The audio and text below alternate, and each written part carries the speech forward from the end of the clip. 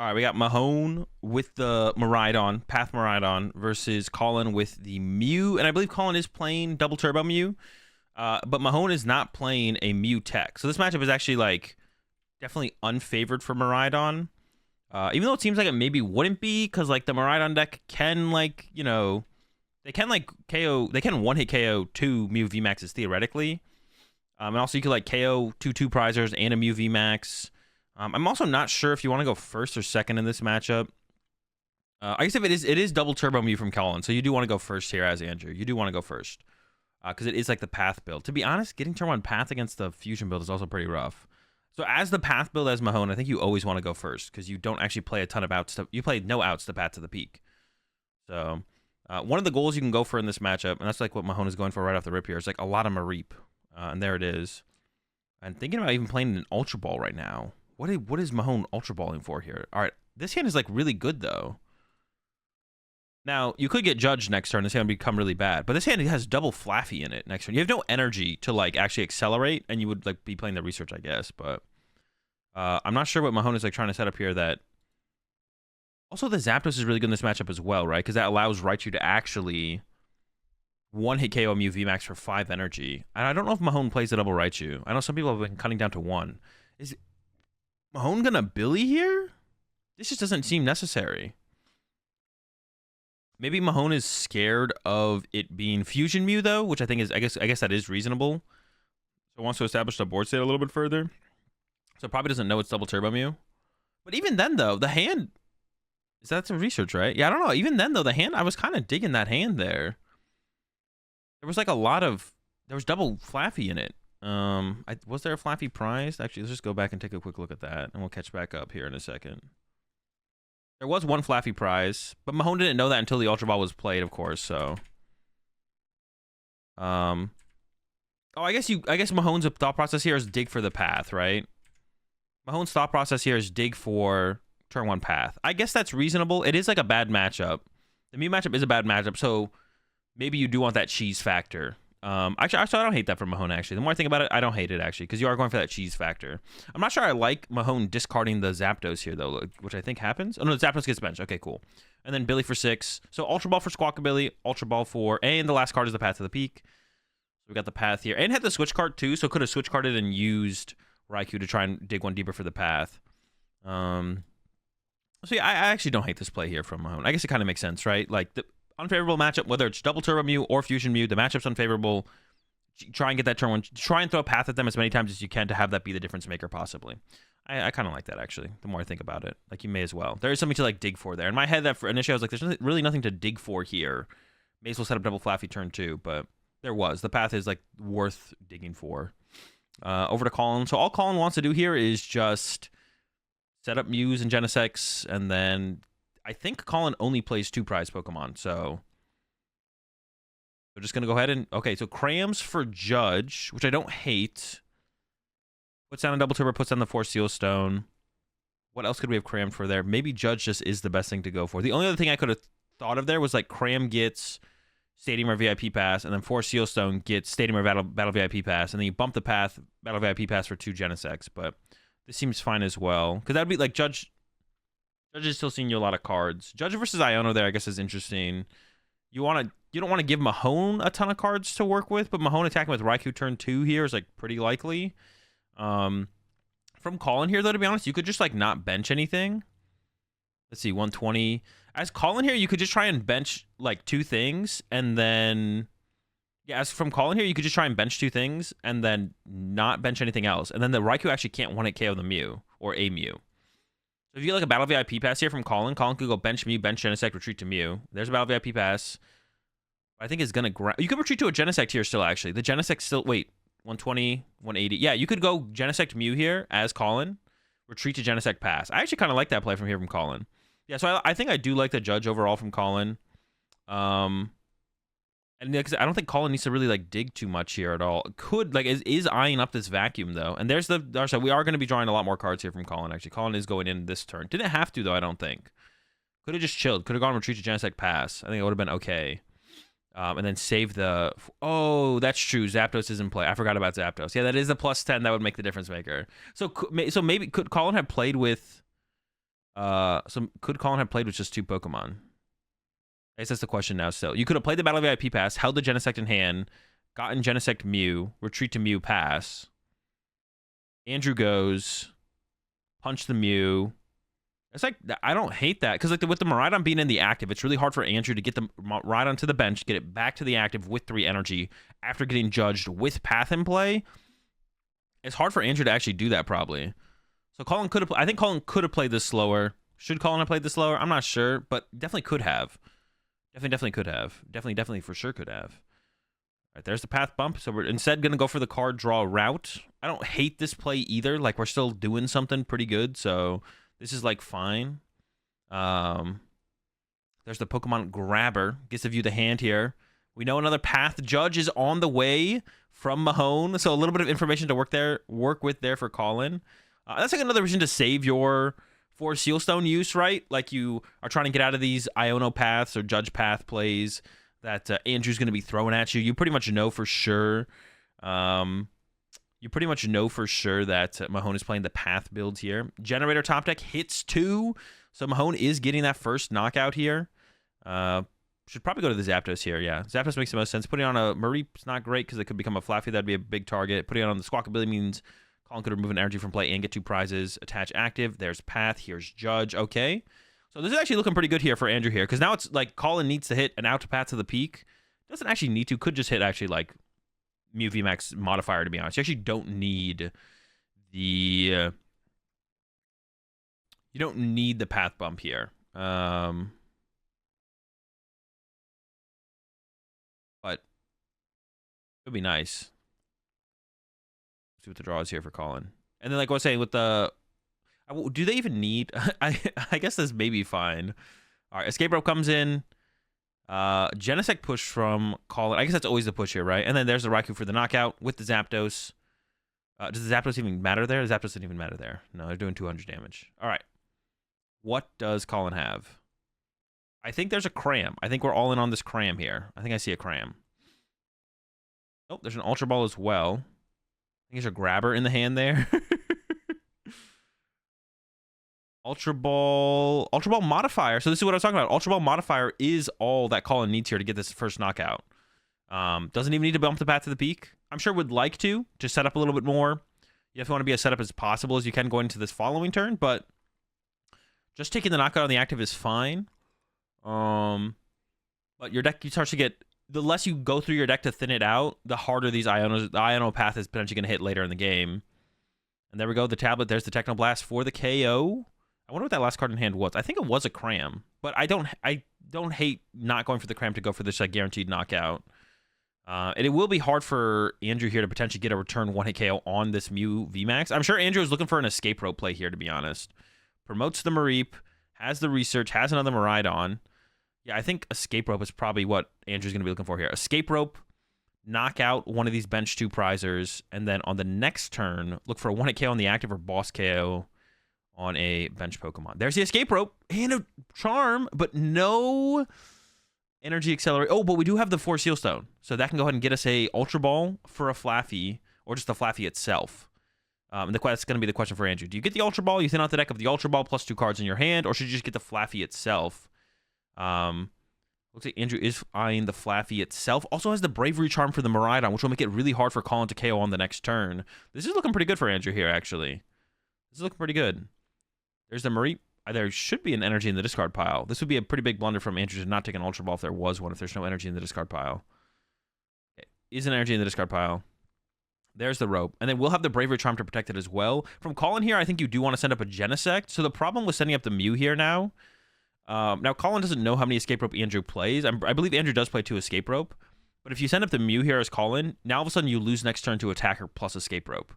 But if you set up a Genesect, you can evolve this Mew V to a Mew VMAX, and you have 2 Mew VMAXs in play, which means you don't lose to Escape Rope plus Attacker. Now, you do always lose to Raichu as Colin anyways, but that is like a play that Colin is now playing into potentially, is second Escape Rope here. I don't know if... I'm pretty sure Andrew does play the second Escape Rope, but... will Andrew get it would be the question. Got a Generator. The second Flaffy is still prized. Here comes that Cram from Colin that Colin held for a turn. Did get a Heads. So actually, I don't even know what you go for. Yeah, what do you actually... Second rope was already played, was it not? Oh, did the second rope already? I actually don't know, to be honest. It maybe did. If it hasn't, okay, then I guess we're not playing around that anymore. That's fine then. If the second rope's already been played, then I don't think Colin should play around a third rope. So then, yeah, we're good. Heads on Cram. I actually don't know what you take here because you don't have enough fusion Pokemon in play to go for like a stadium bump. If Colin has a tablet in hand, you could just KO the Miraidon here. He rope turn 1. Oh, that's right. I remember that. Yeah, I remember that. Yeah. Yeah, so there is no ropes left. Oh, there's no ropes left. And even, like, Mahone could play 3 rope, but as Colin, I don't think you should play around a third rope. Yeah, there's a second rope in the discard pile. I'm curious to see what Colin grabs here. You could grab Iono if it's in there. Goes for the vacuum, though, and has another Mew to work with. Actually, lost. That sucks. You have to loss zone a fusion Pokemon. All right, here comes the draws. So Colin's looking for knockout on the active. Boss KO is, like, pretty risky here, it feels like. You want to go for a knockout on the active plus Iono here, if you're Colin. You're looking for boss or knockout active plus Iono, but you need what, triple tablet or oh, it's a penny? That is not the supporter you're looking for this turn. And he's got a pretty big hand, I think. Yep, but it's just going to be a penny to reset to draw 1, and there is no knockout here from Colin, but it is setting up the Miraidon. Oh, wait a second. Is this actually just the play? Well, no, now you just lose to, like, switch boss or retreat to Raikou boss. So this is actually an interesting play because you actually could vacuum the Bravery Charm next turn from Colin. Now, Colin's always just punching here no matter what, but, like, was this always the play, I guess, is a question. Well, it's going to take 3 energy out of play. Switch card also. Oh, yeah, and switch card gets around this. So, yeah, you always want to be KOing this if you could, I think. If you had the vacuum here as Colin, I think you do go vacuum knockout. It does open up a bench space for the Raichu, but with only 1 energy in play, Mahone, it'd be hard for Mahone to get to 5 energy in play. Not that difficult, I guess. And in this situation, you do just lose to switch card, heals the Miraidon, and then you're just down a turn as Colin. Or if Mahone just goes load up the Raikou boss, you lose to that as well. So, and Mahone can go for that load up Raikou. You can look for the fleet-footed into the boss here from Mahone. There's 2 off the rip. So, yeah, Mahone can go retreat to Raikou, try and fleet-footed into boss. If not, just play Iono. Hope to... I mean, Iono is, like... These are the situations where, like, Iono and Judge are, like, oh, pretty disruptive against Mew because there's no fusion Pokemon in play for... There's, like, no fusion Pokemon in play here for Colin. We only have, 3 on the bench. I don't know if you want to play the Iono here as Andrew. Could also attack with a 1-prizer instead. I guess I didn't really think about that. Yeah, Andrew could just go retreat punch with Zapdos. I almost like that better, to be honest. I think that is probably the better play. You would want to play a switch card here as Andrew as well. Brave Charm to the Squawk. I don't know if there's probably not a better place to put it, to be honest. You'd like it on your Raikou, but ends up with it on the Zapdos. I don't think that changes anything, really. And there's the Iono. So Andrew's hoping for a switch card here to heal this Miraidon. The only other play Andrew could have done there was retreat to Raikou and use fleet-footed to hopefully find boss and then go boss KO. But then you are locked into a 2-prizer and you're active, which means you do lose to vacuum plus KO the Raikou. And then Colin doesn't have to play boss because you put 2-prizer in the active. So instead, Mahone going down the Zapdos route and deciding to go with the lock in the Zap attack and go for this 2-hit KO. Or find like a boss next turn and KO something off the bench. Because this Mew VMAX in the active is not going to stay in the active if Colin's not winning this turn. But Colin can win this turn with vacuum away the Bravery Charm and then boss KO on the Billy. Does also need like another Mew VMAX here though, right? Because this last one used Technoblast on the last turn. So, appreciate the 66 months there, swag. Playing a 1 of Regieleki V and Miraidon over Flying Pikachu. I'm pretty sure Flying Pikachu just has better attacks. I did not register for Stuttgart, no. Yeah, the Bravery Charm on the Zapdos. Well, is it? No, the Bravery Charm is always better on the Squawkabilly, right? Actually, the more I'm thinking about it, the Bravery Charm is always better on Squawkabilly. Although, I guess there is a choice spot on the bench Mew. But Lightning Wall? I mean, maybe. I don't know. Because I guess with the choice spot on the bench, you're always just like boss Technoblast away on this Raikou, no matter what. But I guess if you retreated this, if you couldn't find a second Mew VMAX here, I'm pretty sure the Bravery Charm is literally always better on the Squawkabilly. Because it's possible Colin draws into like Escape Rope or Switch Cart plus boss up the Raikou. Or boss up the Squawkabilly with the active Mew VMAX to Technoblast KO. It's a Box of Disaster. Oh, it's a Box of Disaster? Oh, it is, yeah. Wait. Yeah, I think you're right. So, yeah, I think it's actually just a mistake here from Andrew. Then. The Bravery Charm should always go to the Squawkabilly. Because currently on board from Colin, even if Colin gets another Mew VMAX in play, you can't actually boss KO the Raikou without a tablet. So now Colin needs one less card because Colin can go boss KO Squawkabilly plus Vacuum. So it's definitely a mistake on Andrew's part to put the Bravery Charm on the active. It never does anything on for Andrew. I don't think to ever have that there. It does like stop like a Psychic Leap play, I guess, but I think you're comfortable with Psychic Leap happening. And there's the boss on the Billy. So now we're just digging for the Vacuum here from Colin. And there's the Vacuum. So there we go. Vacuum. And yeah, Andrew scoops it up. Go to game 2. It could have made a difference though. Yeah, Colin could have had, the switch card wasn't there for Andrew. But if there was the Billy there, or if there was the Bravery Charm on the Billy, then that could have been good. Charm on Zap plays around Leap. Leap just doesn't matter though. Leap just doesn't actually make a difference. Because if you're leaping, you're either attacking with a Mew VMAX, a fresh Mew VMAX, or you're leaping and setting up a fresh Mew VMAX. But Miraidon always KOs the 2-prizer, so it literally just doesn't matter. So it's always Mahone is always just a boss away from winning, no matter what. So the playing around Psychic Leap doesn't mean anything. It's just an irrelevant play. If Colin gets the Psychic Leap play, it just doesn't matter.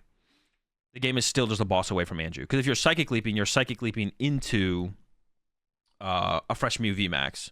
Or you're just attacking with a fresh Mew VMAX with your benched damaged Mew on the bench, which means a boss always wins the game for Andrew anyways on that Mew VMAX or just a 2-prizer.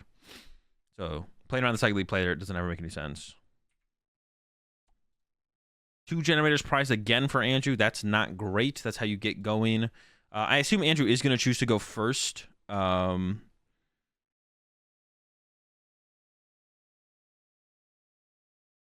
Andrew does choose to go first. Has the Raichu start, which is not great. You don't want your Raichus kind of hanging out there early game. You want them to be on the back line. But now Andrew has a better idea of what he's up against. He has a little bit better idea of what he's up against. So knows, attack early with the try and get through some 2-prizers and then go for a 1-hit KO in the late game. Even is going to go throw down both Miraidons. Has an Ultra Ball in hand. Has the Path, though, in hand as well. So I'm curious if Andrew actually goes for the... Doesn't actually go for the Squawkabilly. It goes for the Squawkabilly, but it's loading up the bench here, so not going to. Goes for the turn 1 Path. Attach active. Oh, yeah, I always forget about that attack on the Raichu. Whatever it's called. And then he's checking the prize cards a little bit here. This will potentially hurt Andrew's chances a little bit of attacking turn 2 with Raikou. Might have to use the Raichu, but... there's the load up the extra energy and play on the Raichu. You obviously don't want to be attacking with your Raichus. You want to try and save your Raichus for the late game, but it's not a huge deal. Colin does unfortunately have the immediate stadium bump. It's not too big of a shock. The deck does play a lot of stadium bumps. Like usually, I think it's like 3 vacuum, 3 to 4 vac. I think Colin plays 3 vacuum in a Lost City, so it has 4 outs, but then also has 4 seal stones and cram heads. Like all those things get you to the stadium bump. So the path play is not really. It's just not a consistent factor in this matchup at all, to be honest. Maybe if you played like 4 paths at the peak and you could put one down every turn as Andrew, but even then, as the Mew deck starts to thin out their deck, like it's still not saving you that much either. I don't think they get to save their 4 seal stone as well. They always have that in the back pocket. But the first prize card should be the first KO here should be coming from Andrew. So there's a couple ways you can like tackle this prize trade in this matchup. Andrew can go get the first 2 prize knockout, and then the only line of play that Andrew doesn't want to have to be forced down is Andrew doesn't want to be forced down KO a 2-prizer, and then KO 2 Mew VMAXs. Andrew wants to KO a 2-prizer, boss KO a 2-prizer, escape rope or boss KO a 2-prizer into escape rope or boss KO a 2-prizer. That's what Andrew wants to do. But you can always go like the other line that can come up is you can go KO a 2-prizer, and then KO Mew VMAX, boss KO a 2-prizer, or boss KO a 2-prizer, boss or escape rope KO a 2-prizer. That's 2 prizes left, and then 1 KO the Mew VMAX at the end. So that's like also a way you can go about it, but. There's the grabber. No Pokemon. Pal Pad to throw back the Judge. And we have 1 Genesect in play currently for Colin, so we're going to see +2 cards here. I don't know what that last card in hand is. But this is really not that... Like, Colin could, like, end their turn right now, and they would still be set up to be able to take a 2-prize knockout on the next turn. So Colin doesn't have to do anymore, but you're always going to try and set up as much as you possibly can, of course. So we'll see what else Colin can come up with here. 1 card in hand. It looks like it is just going to be the Genesect for 2. Yeah, Colin wants more, but if Colin ends up with no more than this, like, still has the potential for a 2-prize knockout on the next turn. Yeah, and that's all that Colin has. That's the pass. All right, this is a huge opportunity for Mahone to get ahead here. Mahone ideally wants to attack with a 120, 140, 160. I I think Mahone might have to settle for attacking with Raichu. I actually don't like this Forest Seal Stone going active. Like, I think the Raichu is the best out here. Because, like, Raikou can't get a knockout. Miraidon takes 3 energy for a KO, when you have 0 energy on either Miraidon. I think Andrew should have put the Bravery Charm on the Raichu and put the Forest Seal Stone on the Raikou to try and prevent Colin from getting a KO next turn. If you can gain that turn, that's like a huge turn to gain. So I'm actually not a huge fan of that choice from Mahone. By default, most of the time you want the Force Seal Stone on the Raichu and the Bravery Charm on the Raikou. But in this situation, I actually think this is a mistake from Andrew, and it should be flipped. Because you're probably attacking with Raichu here to KO the Mew, because the Raikou can't KO the Mew, because there's not enough bench Pokemon. So I don't actually like this choice from Andrew. And actually, at this point, when you put the Force Seal Stone on the Raikou, I actually almost want to see the Bravery Charm go to a Miraidon, and maybe Miraidon should be the thing you're putting your active to attack with over Raikou, because Miraidon's a little bit harder to KO than a Raichu. It has more HP, but also Choice Belt doesn't affect Miraidon like it affects Raikou. And then there's the research. Draw 7, has a Force Seal Stone to work with. There's an Ultra Ball. Yeah, so this is really good. Also, this means the other problem with this play from Andrew is now you're almost like forced to use your Force Seal Stone as Andrew, which you might not want to do. Like, if once you like realize, okay, Raichu's my attacker for turn, I'm locking that in. If I also put the Force Seal Stone on my Raichu, and then my Raichu gets KO'd, I lose my Force Seal Stone. So I have to use my Force Seal Stone before my turn ends. But what if you don't want to? And with how Andrew just drew here, you probably don't want to use your Force Seal Stone right now. Like, there's nothing you can go get out of your deck that would be that good. I guess the second Flaffy would be pretty good to just load up a bunch of energy in play. So maybe that is, like, fine here. It'll end up being fine here with going that route. Because you could just go Force Seal Stone for second Flaffy. But still, if Raichu's in your active, you'd rather have it have that extra HP, right? That's, like, one thing. One thing I also I think I maybe didn't like from Mahone here is not leaving... actually putting the second Miraidon in play. Instead of that, I feel like Mahone maybe should have tried to get, like, leave the bench space open to put Zapdos in play. Like, set up a little bit less aggressively on that first turn to save bench space for Zapdos. Because now Mahone can't get down Zapdos and Raichu in the same turn whenever they want. So if this Miraidon, instead of being a Miraidon, was a Zapdos, I think it'd be a little bit better of a situation for Mahone. Because you never need 2 Miraidon in this matchup if you have, like, a Raikou or a Raichu in play. Like, it's almost never going to happen where you need that second Miraidon. So I wonder if Mahone could have played that first turn a little bit more conservatively to try and save some bench space. I'd have to go back and rewatch the turn 1 to see if it actually makes any sense, to be honest. But yeah, like now for Mahone here, I think you are using that Forest Seal Stone, even though you don't really want to. Like, you don't need it. You have the knockout. You could save it. I don't think there's actually another energy in the discard pile to take advantage of either. Here comes the V-Star power. And actually, I guess Andrew could have got a generator here and like actually set up a Miraidon to swing with. So Force Seal Stones for a path. I guess that's maybe fine. Maybe you're always going to do that anyways. Because once again, this is a bad matchup. You got to get a little cheesy. So I actually don't hate that from Mahone, to be honest. The more I'm thinking about it, like you maybe but I guess if you drew into but I guess I do hate, like, if Mahone drew into paths of the peak here, you'd once again want to save your Force Seal Stone. So yeah, I still don't like the Force Seal Stone on the active Raichu here from Andrew. And I'm not sure about charging up Raikou over a Miraidon and putting the Bravery Charm on one or the other there. Like, Raikou is a more efficient attacker, but it also just like dies faster. So I don't know. There's the path, but with how Andrew drew, though, going to use the Force Seal Stone to get the path, I think does make sense there. Because you do want to, like I said, bad matchup, got to get a little cheesy. Still did not pull one of the 2 generators. Actually, that's like kind of a, I don't know what Andrew's other prize cards were, but whiffing the path or one of the generators definitely is not good. So that's rough for Andrew there. The one thing good about the board state for Andrew, though, is that there is no... Another thing is, depending on how Colin draws, Colin might not put enough bench Pokemon in play where Raikou can actually take a 2-prize knockout. That's like another thing with this energy attachment here on the Raikou versus on the Miraidon. If it's on the Miraidon can always KO Genesect or Mew V. Raikou is dependent on how many Pokemon Colin benches. And Colin might draw into a situation where they never bench enough Pokemon for it to happen, or chooses not to. Like, Colin can just be like, I'm only going to bench 2 Pokemon, and now your Raikou doesn't KO anything, unless you can find your Zapdos or something like that, right? Which, it's not that hard for Andrew to find the Zapdos. But, I mean, Colin could also just have a Mew VMAX and a Genesect here and go, like, attach a Evolved Mew VMAX, Choice Belt, knock out the Raichu, right? So, whereas Miraidon can always force the KO. But the play here for Andrew on the next turn is definitely going to be, you want to set up as much as possible still, so you want to get that second Flaffy. You're going to look for an Escape Rope, knock it on 2-prizer. And because Colin only has 1 Mew V in play last turn, Colin can only set up 1 VMAX. So that means Andrew can always take a 2-prize knockout with the Escape Rope. if there's enough Pokemon on the bench, Raikou can always be escape roped into the active. 1-2 project comes up off the bench, Raikou takes a knockout. Or if Andrew can load up the Miraidon can be escape roped into the active and take the knockout. You can do the same thing with Boss if you can pull that off, but you'd much rather do it through an escape rope, so that way you could like play a research this turn and just set up more as Andrew.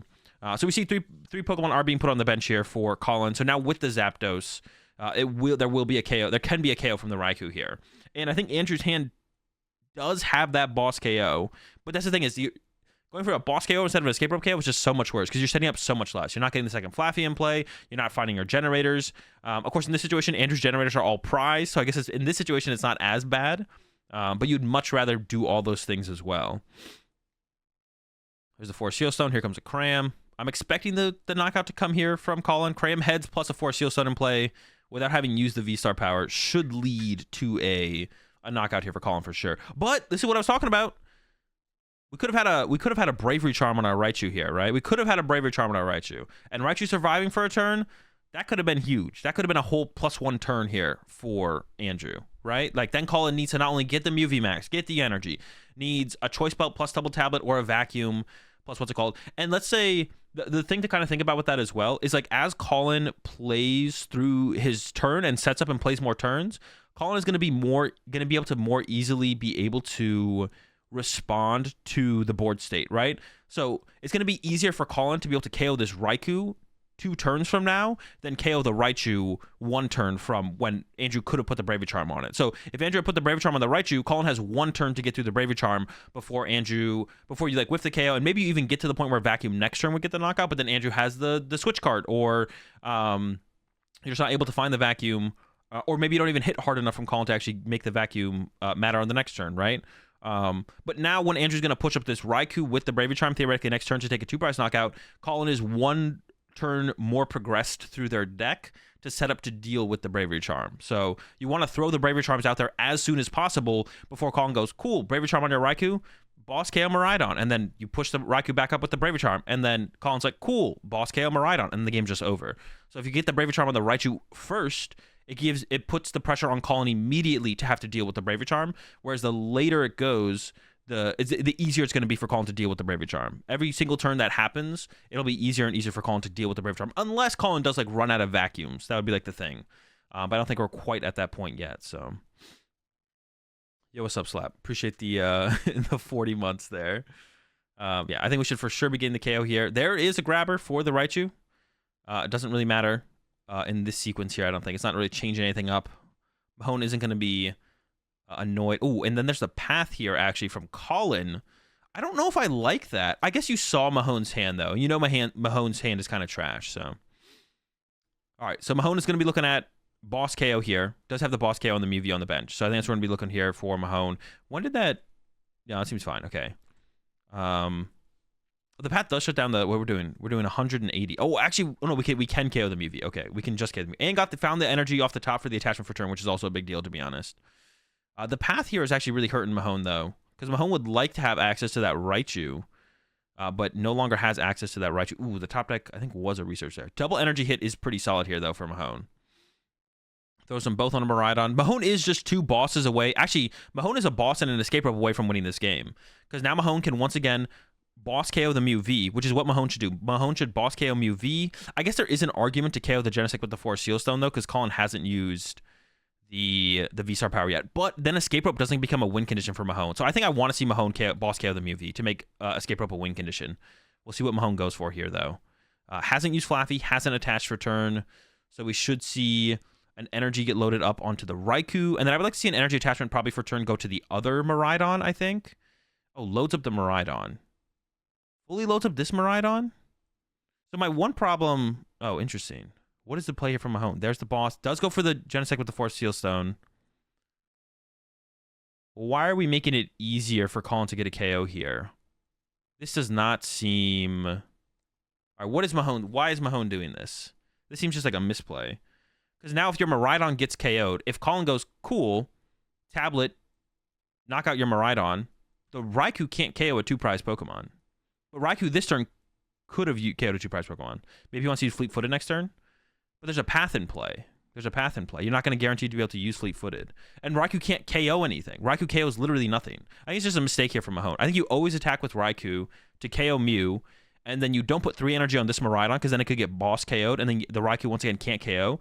Raikou can't KO Genesect? No, but it can KO the Mew V. Oh, that's true. The Raikou can't KO Genesect. Okay. So I guess the misplay I think that's happening here from Andrew is Andrew should boss KO the Mew V to open up the escape rope win condition next turn at the cost of Colin getting access to the Forest Seal Stone.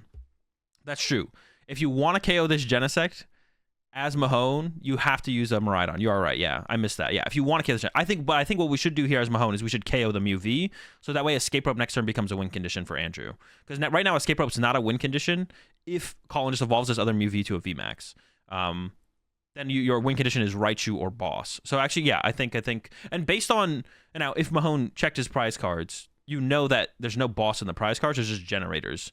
So I guess like the Raichu game line is always open, but then you're more likely to top deck an out into escape rope than you are boss's orders. Because if you top deck research, that can find escape rope. If you top deck Arvin, that can find escape rope. If you don't top deck literally boss itself, then you're not using boss for the turn. So yeah, I think the play I would like to have seen from Mahone is use Raikou, KO Mew V, to open up the escape rope line on the next turn, put 2 energy on this Miraidon, 1 on the other Miraidon, so that just can't be boss KO'd and eliminated, and then put it into a spot where Raikou doesn't KO anything next turn, and then go from there. Yo, appreciate the 5-month resub there, Kanto Royal.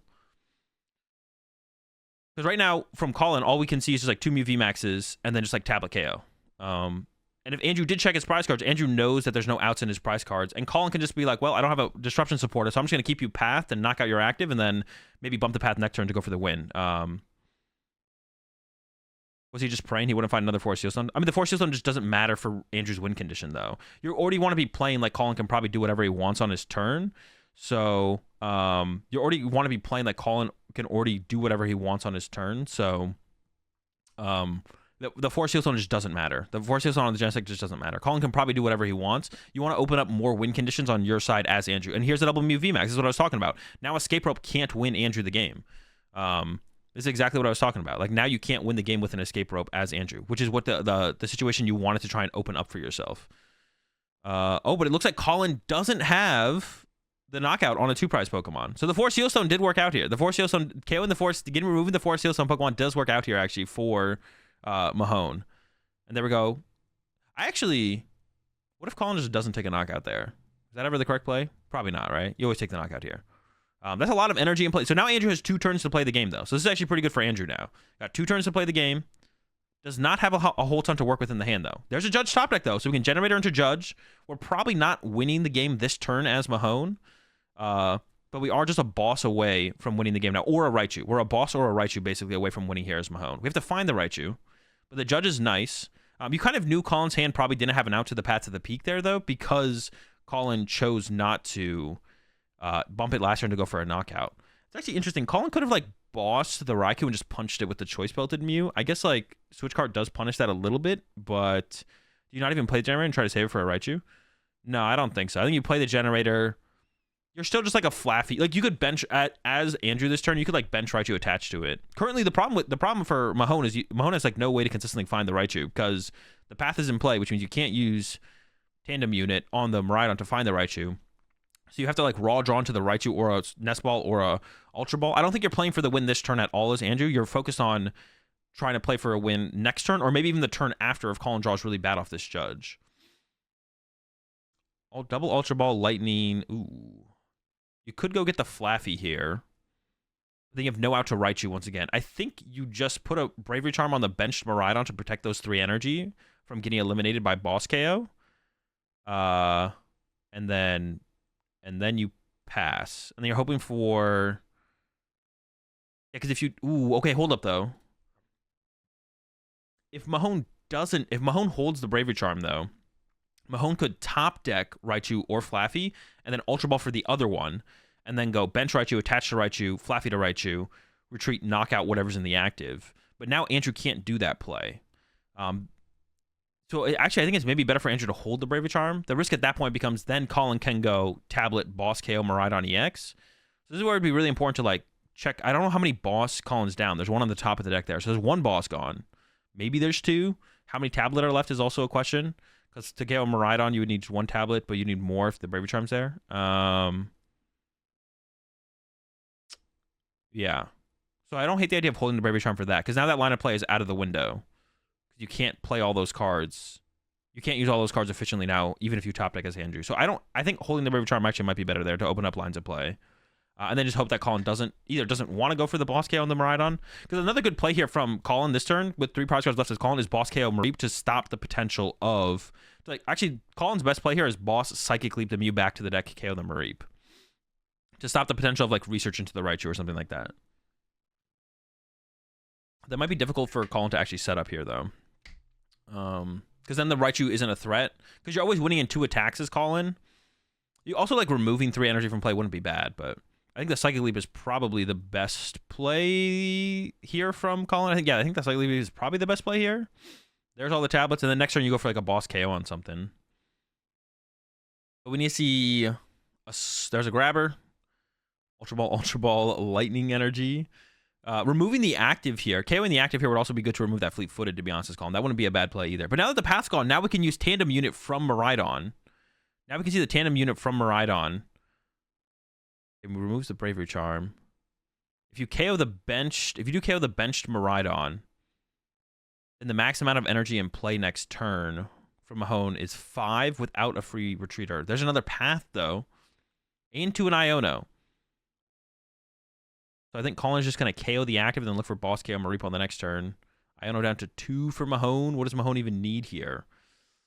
Well, Boss just wins the game here for Mahone, right? Or Escape Rope. Escape Rope also wins the game here, actually, for Mahone. So actually, Mahone, I think, has like a lot of outs here. Like, Escape Rope's an out now. There's a Miraidon push-up. Escape Rope's an out. Boss is an out. There's a Generator. That's not an out. It could have been an out if there was a Raichu in play. There's no Raichu in play, though. Goes for the Retreat. I don't know if you play the Generator here, because the things on the bottom of the deck aren't that good. Colin shouldn't have Iono here, right? He knew Mahone's hand. Well, Colin doesn't know that Mahone doesn't play Luminion. So, yeah, Colin doesn't know that Mahone doesn't play Luminion. So Mahone wins on board if Mahone plays Luminion. So I think the Iono there from Colin is probably correct. Because, like, well, I literally lose if Mahone plays Luminion. So I can Iono to 2 plus try and get Path. He put Path in play. But did the Path come after Iono, or am I trolling? Did it come before the Iono? I thought it came after.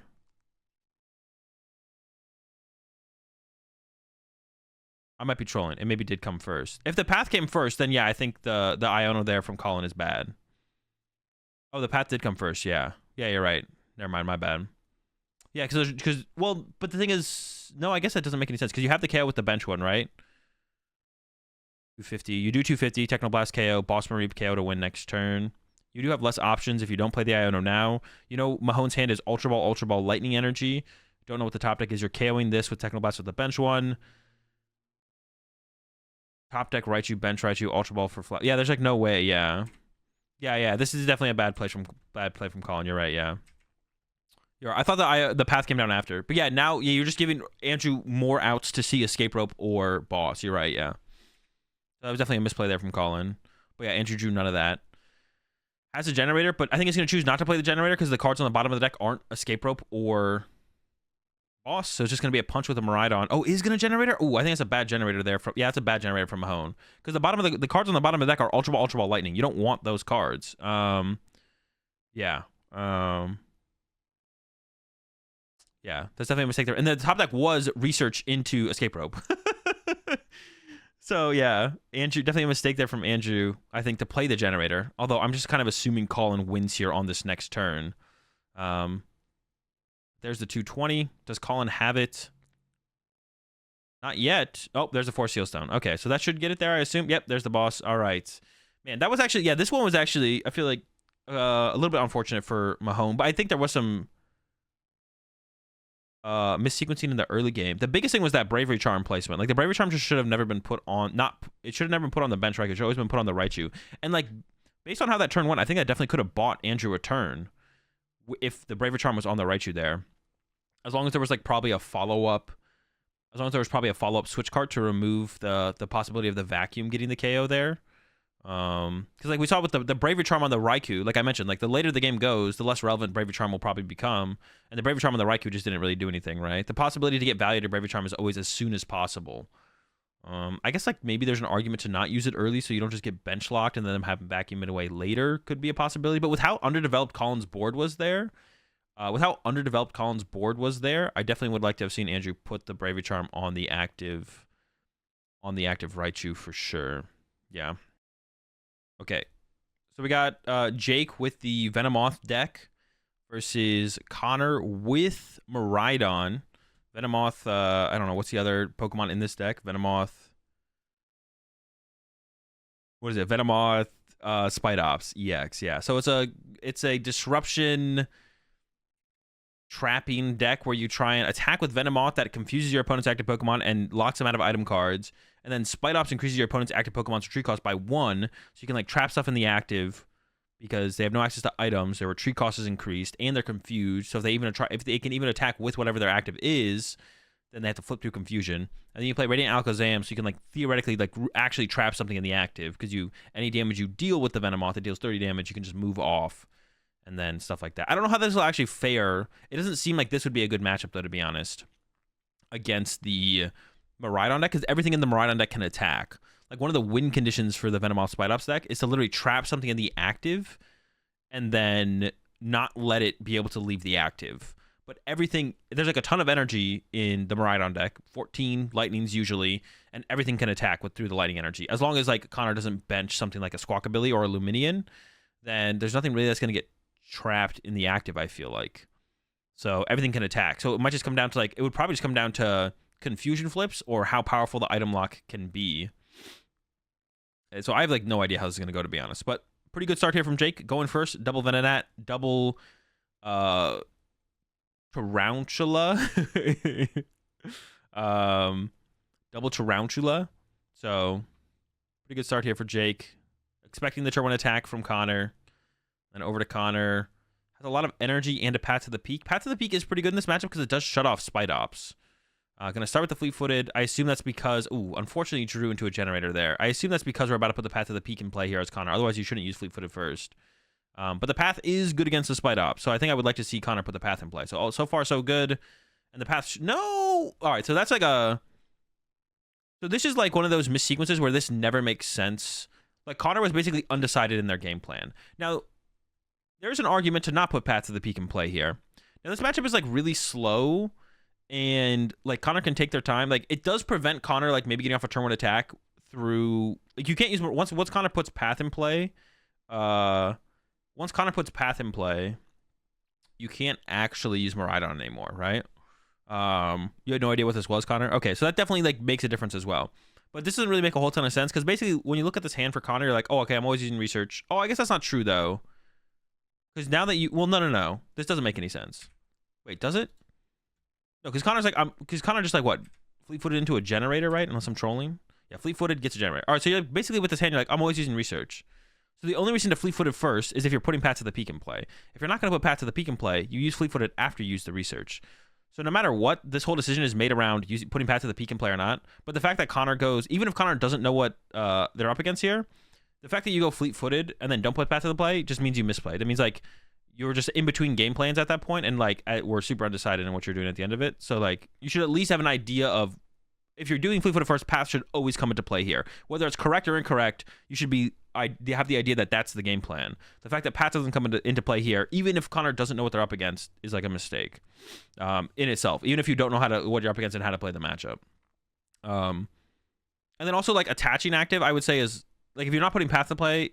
Attaching active is honestly probably also a mistake because this lowers your chances of actually getting off a turn 1 attack. Even though you do have 3 energy in the hand, you're probably going to draw into an energy off the research, which means you want to be able to... Because if you get like a switch cart, like if you get Miraidon, generator for 1, switch cart, you put the other Raikou on the bench, you generator for 1 to it, you attach to it, switch cart into that Raikou, and then you're attacking with that Raikou. But now that you've committed your energy attachment for turn to the active, it lowers your chances of maybe getting the attack off.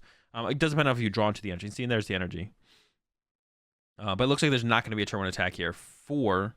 Oh, no, there's a generator. We could actually still see a turn 1 attack here for Connor. Oh, no, don't give up the energy. Oh, no, we've already attached for turn. But this actually goes exact to what I was saying, why you don't want to attach for turn. Discards the Zapdos. Does Zapdos matter in this matchup ever? I have no clue. And we see Connor going to set up the Mareeps, which, like, once again, I don't think Connor knows what the heck this matchup is. So Or that's what Connor said in chat. So Connor doesn't know what the heck this matchup is. So you probably don't want to set up Flaffy in this matchup because it can get trapped in the active and doesn't do that much damage. But to be honest, I don't even know if it really matters, to be honest. I guess like you can still attack with the Flaffies. So, but you have to get like triple energy on it. So yeah, you probably don't want to set up Flaffy in this matchup overall. You probably don't want to set up Flaffy. So it goes Miraidon, gets Raikou, gets Mareep. Doesn't get the second Miraidon to fully load the board, which is probably fine, especially if you don't know what you're up against.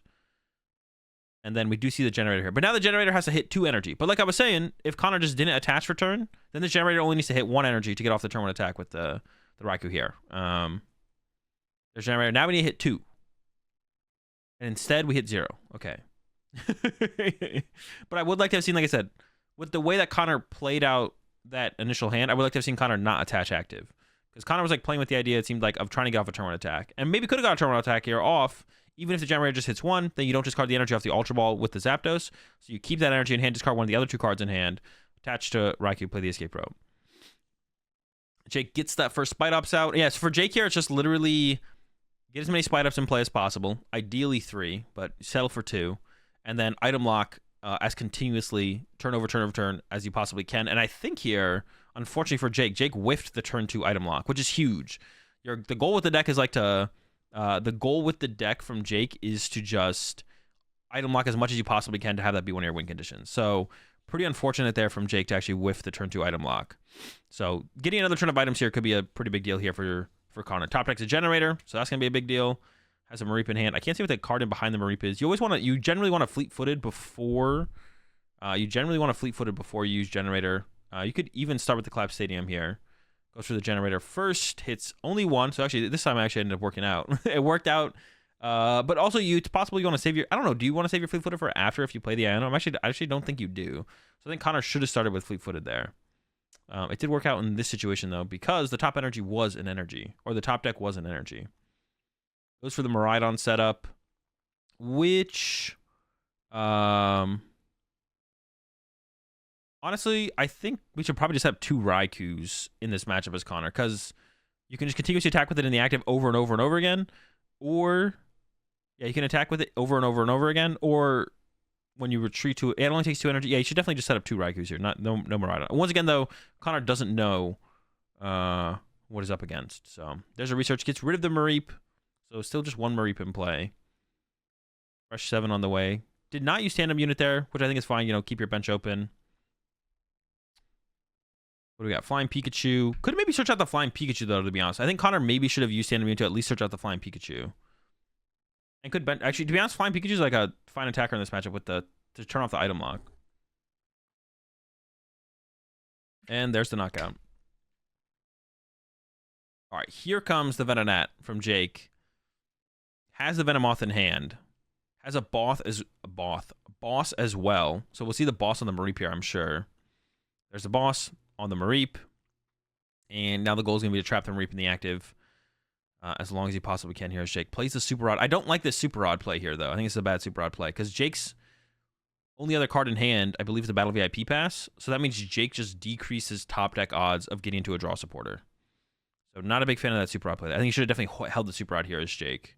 With a 1-card hand as Jake, I don't think Connor's going to be trying to Iono or judge you. So, yeah, definitely not a good play. I don't like that play there from Jake. Should have just, like, held the Super Rod. Because now you decrease your odds of drawing to, like, a Research or a Iono yourself or something like that. All right, over to Connor. Needs to move this Mareep. It does have 2 retreat costs now, so you're basically just, like, attaching active here. Yeah, 25% chance to paralyze your opponent's active seems totally worth it. I'm just, like, thinking of, like, options here, Chip. Also, you might not be confused. You're not always confused. It's also a 1-energy attacker. So if you can retreat your active to like a 1-energy attacker for the turn. There's the attach active. So we can possibly retreat next turn. And then we shouldn't judge here as Connor either. There's no reason to. We know we need to take 2 turns to remove our sheep. And there's the Iono top deck anyway for Jake. So never punished on the Super Odd play, the early Super Odd play there from Jake. You hate to see it. You hate to see it. The Venomoth deck also plays double turbos, so you can like reduce the amount of damage you actually deal with Venomoth, so you can continuously trap something in the active here. Yeah, the more I'm thinking about it, the more you just like should have V-starred for Path that turn. Oh yeah, true. You could just get Path to the peak and then just retreat yourself and retreat and attack. You definitely should have done that for sure. For sure, Connor. Yeah. So Connor should have gone Force Seal Stone, get Path, put Path in play, retreat the Meridian because Path shuts off the ability from the Spite Ops. Do I think Jake was serious about his deck pick? I have no clue. I can tell you the deck is bad, but like whether or not Jake thinks it's good is I am not in Jake's mind. So Jake gives up the Temple of Sinnoh. I don't really like that discard of the Temple of Sinnoh. Now Jake doesn't know if Connor is playing Path Miraidon at this point. I don't think. No, that's not true. Jake saw Connor discard a Path in that first research. So there's actually a really bad discard here from Jake to get rid of the Temple of Sinnoh. There's a really bad discard here from Temple of Sinnoh from Jake because you know Connor is playing Path Miraidon because you saw Connor discard the Path off the rip. Now Connor could just be playing one Path. Connor could just be playing one Path, but you shouldn't play as if that's the case on Jake's side when like Path Miraidon has become the more popular build of Miraidon, and you saw Connor discard one Path. It's like, well, they could definitely play like the 3 or probably not 4 Path after you see the collapse, but they could definitely be playing like the 3 Path. So Jake should know that Connor probably has more Paths here, and not discard this Temple of Sinnoh. I'm curious as to what the other cards in the hand were, but I think there was definitely some other options here from Jake. We'll see. Iono and Bruno, yeah, we could have definitely gotten rid of one of those, kept that stadium around. And there we go, another 30 from the Venomoth. Over to Connor. Do not bench the Raichu. Actually, benching Raichu is not... we just have no energy on our other Pokemon. Like, these things can all get trapped in the active. The Raichu bench... Well, if we're going to research, I don't hate it. It depends if there's another Raichu in the deck for Connor to work with, though. So it does go for the research here, which I don't hate because Jake only has a 2-card hand. So you don't really want to play the Iono and give Jake a bunch of more cards. I don't know if I like benching the Raichu. Yeah, there's the other Raichu in the deck. I would have benched this Raichu, though, because it's like another target for Jake to go, okay, boss trap for a couple turns, right? Also... yeah, it's like another target to boss trap for a couple turns. Also, the Raichu is the least efficient attacker on the board because every time you go for a knockout with it, you have to discard 2 energy from play. And you don't want to really set up the Flaffy because if you put the Flaffy in play, Flaffy has more retreat cost. So, yeah, the Raichu bench here is actually just a misplay here from Connor because we knew the second one was in the deck, or we have the second one. It's not even that big of a priority to have access to the Raichu, but the idea of using Raichu to be able to 1-hit KO Spite Ups at some point for 2 prize cards is nice. Definitely nice, but yeah, should have just seen just ditch it. I don't hate the research from Connor for sure. Has the Force Seal Stone here. And now we see the Force Seal Stone get used here, a turn late from Connor. And there's the Path lineup. It's a retreat the Mareep. And if the Path sticks in play, then all your Pokemon continuously have only 1 retreat cost now, instead of the 3 that the Spite Ups are trying to force on it. So that's why the Stadium discard there from Jake was so bad. Because now Jake doesn't have the response to the Path to the Peak in hand, like he could have. There's a retreat in the Mareep. And we're running to... the Raikou, sure, seems fine. And we'll get another knockout here for Connor. Another Venomoth is on the bench here for Jake. I don't think... oh! Alright, so... use Fleet-Footed, can't use Fleet-Footed because of Path to the Peak. Did Connor see the card? I guess that's what the rulings are based around, so... there was, like, no possibility for... I don't know if Connor saw the card, to be honest, or not. Yeah, I definitely saw the card, never mind. So yeah, I have no idea we'll see what they do for the ruling here. I assume it'll be a 2 prize penalty for Jake. Maybe not, though. I don't want it to be. I actually don't know what they do here. We'll see. So they show the card to Jake, then they shuffle the deck. And then there's the knockout. Gets a prize card, send up. Yeah, I don't know if it is a double prize penalty. They haven't marked it up on the prize cards up here for Jake, so I guess we'll just wait and see if it is a double prize penalty or not. It was a double prize penalty? Yeah, I mean, that makes sense. So Jake only needs 4 prize cards, but Jake is also not close to drawing a single prize card yet. So here comes the Bruno. But for Jake here now, we're just going to have to be settling to punch the active. So Jake doesn't really need a response to the Path to the Peak this turn. Just needs a grass energy to continue the item lock, and there's no grass energy there. That is really bad.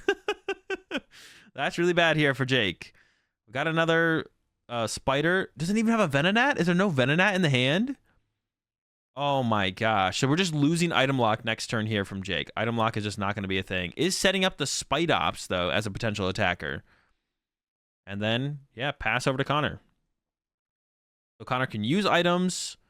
Yeah, Connor's got a lot of... I don't even know what I think you should just KO the Venonat. Oh, wait, actually, how is this going to work out for the prize trade, actually? Does Connor need to be scared of the Spite Ops? Because in hand here, Connor has boss. So Connor could go... boss KO the Spite Ops with the energy to stop the Spite Ops from attacking next turn. Yeah, now that the 2 prize penalty is involved here, like if there wasn't a 2 prize penalty involved here, then I think Connor should just KO the active and, set up the Flaffy, accelerate a bunch of energy in play, have the option of the Raichu next turn. But now that the 2 prize penalties involved, I'm a little bit more wary of the fact that Jake could just, like, suddenly start winning with Spite Ops. So I'm actually not sure what Connor should do here, to be honest, because we do have the boss KO on the bench Spite Ops, I think, with Raichu. There's a switch card in hand. There's switch card. There's Flaffy. Yeah, the KO is possible on the Spite Ops. I just don't know if it's worth it. I would maybe still like the idea of removing the item lock potential of the Venomoth from play instead. Especially if we're putting the Flaffy in play.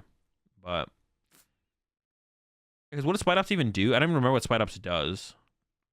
What does Spite Ops DX attack? And there's just a knock on the active. Doesn't evolve to the Flaffy here, actually. That's interesting from Connor, because we could have done that. But try not to put out the heavier retreat. I think you probably should have, as long as there's energy in the discard pile. Maybe there's no energy in the discard pile, but I'm pretty sure there definitely is energy in the discard pile here for Connor. So you could just like bench the Flaffy and then accelerate. Yeah, I think Connor should have benched the Flaffy and accelerated energy to itself. You should just go evolve to Flaffy, accelerate energy to itself. So that way, it's basically, if you have a Mareep in play with 1 energy, you could have a Flaffy in play with 2 energy. And then they're both like equal in terms of like retreat value or like being able to retreat for the current situation. And then you have the option of getting more energy in play on the following turn, which could lead to like bigger Raichu attacks. So I don't know. So no Venomoth possible here for Jake. And 3 Spite Ops. So I wonder if Jake is just going to go all in on Spite Ops from here on out. It doesn't seem like that's like going to be a great line, though. I don't think that leads to... Yeah, what does that even lead to? I don't even know what that leads to be honest. Spite Ops EX next turn. Attack. I guess... yeah, I don't think that really leads to anything. It doesn't seem great. It doesn't seem great. I'm trying to think. It would have been nice for Connor to have had the Flaffy in play this turn, to be honest. Thinking about grabbing a Venonat. There we go. So Venomoth potential on the next turn is there. And then we'll see what Jake attaches to here. There's like Jake could attach to the Spite Ops that already has the energy. Does split the energy, though. I do like the energy split here. It makes it more likely, or it takes away the possibility for Connor of going like boss KO your Spite Ops with 2 energy on it, and then Spite Ops isn't even an attacking option next turn. For Jake, I think we see 2 escape ropes and 2 energy. Would we ever escape rope here as Connor? Remove the threat of the item lock plus confusion, or remove the threat of the Alakazam if those get sent up, or a Spite Ops gets sent up without energy, and then you have to commit 5 energy to KO that. You go down to 1 prize card. They only have 1 energy in play. But you do have escape rope energy in hand on the next turn, I guess. I don't know here, to be honest, from Connor. Could just KO the active, though, right? Well, yeah, we could just KO the active, though, this turn is Connor, and then go for Raichu for a 2-hit prize KO on the next turn. That makes the most sense, right? Yeah, that makes the most sense. Yeah. Not go to active. Next turn, Raichu, KO 2 prize Pokemon. I guess the only thing would be, can Jake boss KO the Raichu this turn? So let's do 90 plus 30 for each retreat cost in the... So if Jake has replaced Stadium, boss Raichu, 2nd energy for Spite Ops, we're looking at 1, 2, 3, 4. So it would KO the Raichu, actually. Yeah. If we had basic grass, so the one with a basic grass plus boss plus replace Stadium, then Jake could... And Jake just concedes. Okay. Okay. All right, game 2, Connor has a little bit more knowledge about what is going on. So hopefully we see Connor play a little bit more clean in terms of like bench setup. Because it's pretty easy to aggressively play around the Venomoth potential prize cards. 2nd Raikou being prized could be the only thing that I could see being like a big hindrance here in the early game. A Stadium being prized for Jake is not great, of course, because you do want those Stadiums to be able to bump Paths of the Peaks. And Connor probably does play the 3 Paths of the Peak. Miraidon start here for Connor, but not much else in the hand. The rest of the hand kind of sucks. So we might just be seeing Connor like go for a Raikou to just draw a card with Fleet-Footed before putting... Honestly, Connor doesn't have to be aggressive with Paths of the Peak either, though. Like, Connor doesn't need to be aggressive with Paths of the Peak. So we don't need to see Connor like throw Paths out to the Peak. Paths of the Peak out turn 1. Could hold it for a turn, because it doesn't really shut down anything in Jake's deck. Because Connor doesn't even know that Jake plays the Mew either, I don't think. So that's not even like something that's probably on Connor's radar to like think about playing around, which is like fine. It's not something Jake probably wants to put in play aggressively either. There's the Trekking Shoes. The card is... Takes it. It is another Venonat. All right, so the whole squad is getting set up here. And has an Iono in the hand for the next turn, which is fortunate for Connor, actually, because Connor's hand is just not that good. And Connor's hand is still not that good. So we're going to see the tandem unit. I would like to see Connor just grab Raikou And to be honest, maybe that's it. Just literally grab Raikou and just try and like set up the Raikou and the Miraidon over a couple turns and make that your only threats in play. I think that's what I like to see from Connor here. It's just grab the second Raikou, put it on the bench, attach to Raikou, switch card into Raikou, fleet-footed, pass.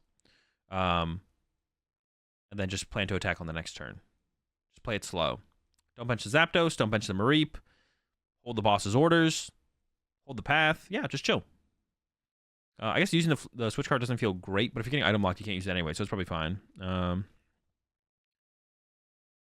I've been playing so many Lost Zone decks, and I feel like Giratina variant is the best one. What you guys think?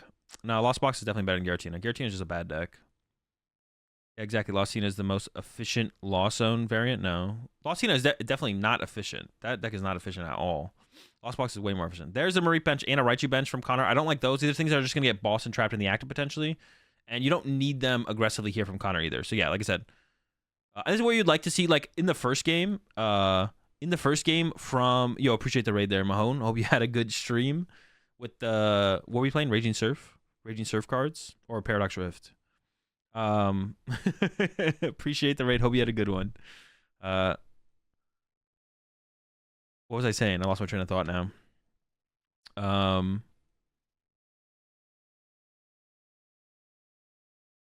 Dude, what was I thinking of? Oh yeah, benching the Raichu, benching the Mareep. All it does is like create liabilities for Connor. Like all it does is like, and like, so in the first game, Connor didn't know what they were playing against. So it's like, all right, that's fine. Connor has no idea what's going on. You're gonna make a lot of like fundamental matchup mistakes, but it's not really a mistake because you're only playing with the information you have. Yeah, you're only playing with the information you have. He was rifting with hands. Amp you very much. How broken was the hands? Was the hands actually broken, or was it, you know, just a good card? Yeah, MUX is also like really hurt Tina as well. MUX is super good against Tina. But going into game 2, you'd like to see Connor clean up his play a little bit, right? You'd like to see Connor clean up his play a little bit and be like, okay, I know what your deck does now. Probably shouldn't bench Mareep or shouldn't bench Raichu until I'm like attaching to the Raichu when I bench it, right? So at this point, I'm giving Connor a little bit less benefit of the doubt, or what else was a better way to put that? Doesn't sound like the correct term to say, but I'm giving a little bit less leeway to Connor here because now Connor knows what Jake's deck does or is capable of doing, and then is now benching excess Pokemon for no reason. So, yeah, gonna be a little bit less nice to Connor on the choices here. But for the first game, Connor had no idea what he was playing against. So, 2 Mons on board is definitely the move. Yeah, just like and like if you ever like play to the idea of like, I want to be able to attack with Raichu. Like the turn you bench Raichu, you also want to attach to it like in the same turn, so it becomes less of a liability. But now we're just like chilling with hella liabilities on board that Jake can take advantage of with boss. So, and we'll see if Jake can actually get. Once again, Jake wants to turn 2 item lock. That's the goal of Jake's deck: is item lock turn 2, item lock every turn after that. And I think Jake does have it here. We'll basically play down the whole hand except for an Iono left in the hand, but has the Venomoth, attach, retreat the active, evolve that to a Spidops attack here from Jake. Yep. Bro, whenever I play this deck, I could never find my Spidops. Jake's just drawn into the Spidops. Spider Whisperer. And there we go. So this isn't like completely locking Connor out of doing something. Connor can just attack. Like just attack through the confusion, which is probably going to be the correct play here from Connor. So just attack through the confusion. There's a Force Seal Stone down to the Raichu. Probably makes sense. You probably want the Bravery Charm on whatever you're going to be attacking with more often. Has the energy attachment as well. Should probably just start the turn with Fleet-Footed, to be honest. Or maybe you want to Iono and then build on your hand with the Fleet-Footed. I don't hate that, to be honest. I was thinking about researching. You also just don't need a research here as Connor either. You could just chill. Clap Stadium seems fine to lock up Jake's bench for the turn. Is there not a generator in that hand? Or am I I feel like that last card in the hand at the back of the hand is a generator. I think Connor should just like start with Fleet-Footed. Oh, it is just chilling. So I'm fine with I actually am fine with Connor chilling. I kind of like that. Oh, no, wait. Oh, yeah. It's just chilling and swinging. I actually like this play from Connor. Just, like, chill and attack and build up your board a little bit. But definitely should, yeah. So should have used Fleet-Footed. Didn't have to use the generator either. Well, I don't know if I agree with not using generator there as Connor, because all you're doing is being like, well, if I get Iono now, I lose the generator. I think Connor should have played the generator. So I think the sequence here from Connor should have been Fleet-Footed, play generator, attack, which I'm fine with. I'm fine with just, like, attacking there. Because now you get Iono, now the generator goes back to the deck. Now you have more energy that you can possibly draw into off your top deck. So I think Connor chilled a little bit too much there. Like I'm cool with Connor chilling, but not that chill. Azul is throwing. Oh, I am throwing, dude. I was focused on switch cards not being able to be played. I wasn't even thinking about generator not being able to be played. Dude, I was the only thing that I thought mattered, the only thing that really matters in this matchup is the fact that you can't play your switch cards. I literally just zoned out of the fact that generator is also an item card. Yeah, my bad. Literally just I was well, why just not just play the generator? All right, you can't play the generator. Okay, so I like Connor's turn, besides not using fleet-footed, obviously. Yeah, Connor just chilling there and just attacking. Seems fine, but yeah, obviously fleet-footed. But yeah, you can't play generator. It is an item card. Yeah. The only thing that really, yeah, I'm just focusing on the switch cards are the only things that matter. All right, I've recovered. All right, back in it. Connor did get Tails on the Confusion. That's fine. We got a lot of time here for Connor. None of our Pokemon are dying anytime soon. Venomoth does 30 damage. If you get Tails on the Confusion, you take 30 more damage. We're chilling. There we go. Another 30 damage. Look out.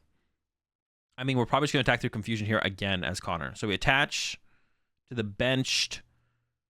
See, once again, I think the best... Actually, I would like to have maybe seen... Oh, no, the second Raikou's prize. So I think you would want double Raikou here from Connor.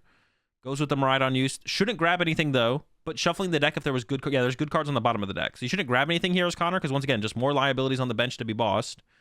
All right, cool. Connor's not grabbing anything. You love to see it. And then probably should attach to Miraidon. Maybe you attach to the Raichu because you could set up the Raichu sooner. The problem with... No, you don't attach to Raichu. You'd love double Miraidon here, but Connor did prize a Miraidon. Now we got the fleet-footed cooking for Connor. And then attach to Miraidon. Can't play the Ultra Ball. Yeah, attach to Miraidon and attack. Attempt the attack. Venomoth locks supporters. No, it only locks item cards. There's the path play from Connor. I don't like this. This path is a bad play, though, because fleet-footed is your draw power here as Connor. So if you put path in play, you shut off the Spite Ops, but the Spite Ops only matter if Jake is going to boss something. So if Jake's bosses next turn, then your hand is not getting disrupted. You can play the path next turn. The only argument here for Connor to play path right now would be if Jake plays Iono, you don't have the path in play, and then the next turn Jake could boss. But I think it's always correct to just hold the stadium here. It's always correct to just hold the stadium here as Connor. Because also, you lose fleet-footed, and yeah, you lose fleet-footed, and then also Jake now knows to play around the stadium and can't do that. Yeah, you should always just fleet-footed here. All right, heads on the Confusion this time, though. 50-50 so far. It's a prize card. I have no idea what the prize card is. The best prize card there is definitely the second Raikou, I think. You just want to set up two Raikous and switch between them. Bruno from Jake. So no boss. Of course, if there's just a boss without an actual stadium bump, it doesn't really matter for Jake here. So Jake needs to find the stadium bump first, or yeah, and then get the boss afterwards. So the first thing that Jake has to prioritize here is finding the stadium bump, and then boss up the Raichu or the Mareep. Oh, there's a stadium. There's a boss. But now potentially needs another Venomoth and doesn't have a Venomoth in hand. So Jake's really hoping that this Venomoth survives the turn here. Does Connor play Penny? No, apparently not. Double turbo to the Spite Ops. Actually the HQ is kind of big here. Because now, I mean, Connor probably has an energy in hand. No, Connor does have an energy in hand. I can't tell what that card is at the back of the hand. Judge. Can fleet-footed again here. And see, this would have been a good turn for potentially Connor to combo Path plus Judge. That could have been something, right? Also, you maybe Jake is just feels like if Jake thinks he's in a really bad spot, Jake could just throw out the HQ and be well, I hope you can't attack next turn. And then now that's one less stadium bump that Jake has, and if Connor responds with the path, then it's less likely Jake can respond to the path to the peak. Yeah. But I guess we're gonna see attach active. Oh no. Did Connor forget about the HQ, or does Connor have a way to deal with the HQ? I think Connor forgot about the HQ. Yeah, how good of an attacker could Mew be in this matchup? Mew copy their attack? Probably not that great, right? Do not bench the Mew. It's another liability. Stop putting liabilities down. There's the Judge. Maybe Sealstone for Stadium Judge. Oh, true. We do still have 4 Sealstone here for Connor. That's fair. Yeah. So I actually don't dislike the attachment to the Miraidon, because we can just force Sealstone for Path. If we hit it off the Judge, perfect. If not, we're chilling. I forgot about the Force Sealstone. We'll see if Connor gets it here. No path. That's fine, though. We have the Force Sealstone. Yeah. Oh, fleet-footed first, of course. And now Force Sealstone for the path. The HQ. And now on Jake's turn again, Jake doesn't just need boss here. I mean, Jake could just boss Raichu, but then all Connor needs is an energy to retreat and attack with Raikou. So on this turn from Jake, you need to find stadium plus boss, or you have to go find the stadium again and then boss afterwards. So every turn, like Jake is not able to ever like pull off the combo of trapping something in the active. I mean, Raikou is like kind of trapped in the active, I guess, but like not really. Like Connor's probably content here with sitting here and flipping through the confusion until Connor sets up enough energy in play where Connor can just like hard retreat and then attack with a different attacker. But the Raikou is going down eventually here, I guess. So yeah, Jake, no boss, no stadium. So he needs to go find a stadium. As far as the nest ball, I think it wasn't a boss or a stadium in the hand. The moths are still coming out though. Oh, even gonna. I don't know if I like that. Thoughts on the stream table in terms of playing surface? Would you rather have a playmat? Yes, I would definitely rather have a playmat or some kind of cloth on the table. The surface itself is like really slick. I'm not a big fan. So the Clara is like okay here from Jake. I guess if you're just gonna KO through the active over and over again, which I guess you could do as Jake here, to be honest, we're getting to that point. Maybe this is fine, but we're not any closer to like a boss trap play happening because there's no boss in hand, there's no stadium in hand. I think there was a Bruno though, so Jake could have played the Bruno instead and then tried to find the stadium plus the boss combo for next turn. Although we do need more Venomoths as well. There was a Bruno in hand. So I don't hate this play, but I feel like the boss combo is like what wins us the game. Maybe this will work out fine though. We'll see. Now Connor can just retreat and attack with Miraidon though, which is not good for Jake. And I think that's what we probably should see here from Connor. Miraidon set up ready to go. This is why you'd want, theoretically, this is why you'd want double Raikou, because they're just the most efficient attackers. But Connor did prize second Raikou, so it's not really a possibility in this game. Iono, yeah, we'll just probably see retreat attack. Probably saving Bruno for when Connor gets a KO. Wait, did Connor get Tails there? Oh, maybe I am just trolling, to be honest. Did Connor get a Tails there and not get a knockout? I thought Connor got a knockout. But no, you probably don't want a Bruno for 4, actually. I agree with that. Dude, I'm missing so many things right now. See, this is why I was throwing at Peoria. I've just become washed at poke. Yeah, if there was no knockout there from Connor, then I agree. He got Tails. Okay, yeah, then yeah. For some reason, in my head, Bruno was drawing 7 cards, so I was like, we probably want a Bruno here for 7. But I definitely would not Bruno there. Yeah, the Clara is definitely better for sure. Bruno for 4 is not it. I agree. Yeah, there's the retreat from Connor. For a second, I was questioning the Bravery Charm attachment, but it's not an item anymore. Yeah, there's still like not a great win condition here for Jake. And now things are getting out of hand to the point where like Jake is not going to probably be able to win. Well, no, Jake could still win through the prize exchange, to be honest, and not go for like a trap play. Maybe a trap play is still not necessary from Jake. You still don't have to trap something in the active here. The Bravery Charm is really annoying, actually, to be honest, because that means that's like a lot of Alakazam moves potentially to move damage. Like, okay, got the Sinnoh. Sinnoh doesn't really matter if you don't have the boss to go with it, though. I guess it does stop the Miraidon from retreating next turn, though. I guess we still get that value out of from Jake. Like, it is still trapping the Miraidon on the active, but the Miraidon can't attack next turn anyway, so, like... You know, I guess it's still something, right? Now it means that Connor can't just go attach to a Raikou retreat knockout again. There's still something there. 30 confused. And the hand there for Connor is not great. So I think it's going to be, like, attached to Raichu from Connor and then pass. Our tandem unit's coming in first. You don't want to put down too many things because they could just get trapped in the active. But maybe you do want a different attacker that's not the Raichu. So I wouldn't hate to see Connor go for a Miraidon here, actually, and start to load up that instead. Because, yeah, loading up Raichu is like not a very good attacker. Is eyeing up a Mareep. Also flying Pikachu, I think. Goes for the Miraidon. That makes sense. I like the Miraidon grab here. Attach the Miraidon. It's probably going to be attached pass here from Connor. I guess you could... No, you can't even retreat the Miraidon unless you want to attach to it. You can't even do that. Yeah, so it's literally just attach the Miraidon pass. Or the Raichu. I guess it is going to the Raichu. Okay, so now I kind of don't like the Miraidon grab if we're not attaching to it. Because once again, it's just a liability on the board. There's a pass. So now Jake could go boss Miraidon. You can do the same thing to the Mareep, but the Miraidon has more HP, so yep, there's the boss play.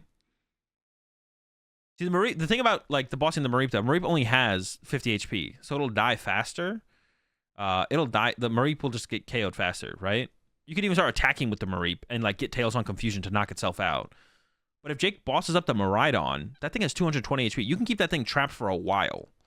So I'm not sure I like this play from Jake to bring up the Mareep when you could have brought up the Miraidon. I feel like bringing up the Miraidon is always better.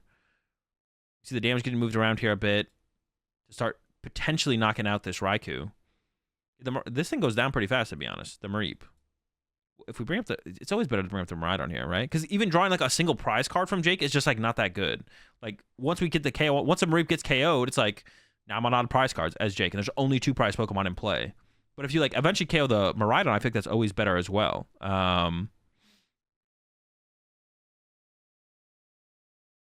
If he had Zam in play, the Mareep makes more sense. He does have Zam in play. Zam's on the bench. How does that make Mareep make more sense though? I still don't think that makes Mareep more sense. The Zam is literally on the bench. But even then, you can just, what is Mareep's first attack? Doesn't it do like 10 damage for a lightning? So like Connor here could attach active to the Mareep, get Tails, Mareep KOs itself, and then you're free from the lock. But you need 3 energy to load up the Miraidon. This is definitely just a mistake here from Jake. This is like a mistake. Also, who knows how long?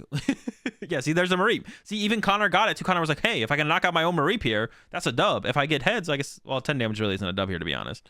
Yeah, the boss on the Mareep was definitely a big mistake here from Jake. Like, Jake finally got no path in play, boss trap something, and then pick the wrong target. So finally, once we get to the point where Jake is like, okay, I got it. I'm set up. We're chilling. We got it set up. Let's cook. The cooking definitely missed here. Yeah, because now we're just like a Tails on the Mareep away from freeing up the board state here. And here from Connor, still nothing spectacular. Has a boss, has an energy.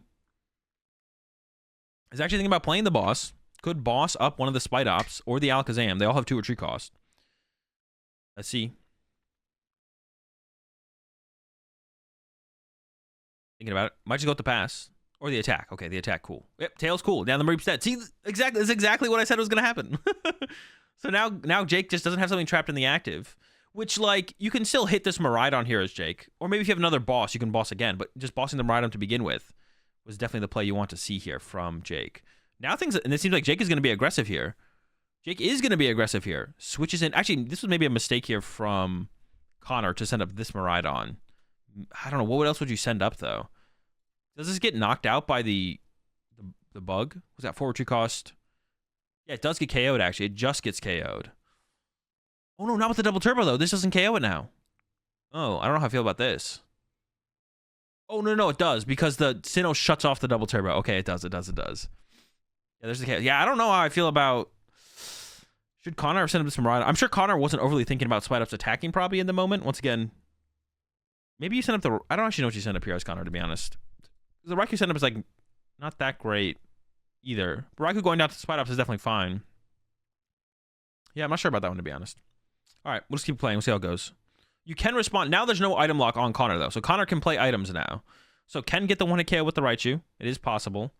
And that is the promotion here from Connor. But then still needs to find 2 more prize cards. So that could be the tough part there at that point, to be honest. Ooh, I think also top deck Iono there, which is pretty good. There's the attach. And as far as like loading up energy and play goes here, you probably want to set up. Oh wait, the Mareep's dead. I was gonna say set up a Flaffy. Can't do that. There's no Mareep. It's gone. So thinning out the deck, removing once again, just getting rid of liabilities, but does bench the Mareep again. What Connor could have done though was use Tandem Unit to get Mareep, and then Ultra Ball for another Pokemon. And then when we play the Iono here, which I assume is Connor is gonna do, you can put that other bad Pokemon. Yeah, see, we could have thinned out the deck by an extra Pokemon here as Connor, if there was another Pokemon left. But there's Flaffys left, so could have gone Tandem Unit for Mareep. If we are gonna get the Mareep, let's Tandem Unit for Mareep, Ultra Ball away those 2 Pokemon, take another Pokemon out of the deck, so that way we have a higher chance of this generator hitting. Might as well. We do get the double hit off the generator though, so not punished. You hate to see it. And those will probably make their way to the Miraidon. It doesn't really matter. They're all going to get discarded from play when the Raichu attacks. So, yeah, the question for Connor, though, is like, how do you get your last 2 prize cards? Boss versus Iono here. I mean, if you're playing any of these, you're always playing the Iono, I feel like. And Iono might hit Jake. Well, you still have the Venomoth on the bench here for Jake. I think you're always playing this Iono, right? You need to see some more cards here from Connor. You're not just chilling. Yeah, we're not just chilling. Yeah, the Venomoth is also just set up on the bench here for Jake. So I feel like Jake's in a pretty good spot in this one, to be honest. From here on out, I would definitely be favoring Jake, because even though the Spite Ops is going to go down this turn, Jake has the response of a Venomoth, and drew into a Grass Energy as well, so has a response of another Venomoth. Also could attack with Spite Ops, it looks like. So now the Tandem Unit's coming out here from Connor. It does shuffle the deck that at this point now to re-put this boss into the deck instead of it being on the bottom of the deck, but... You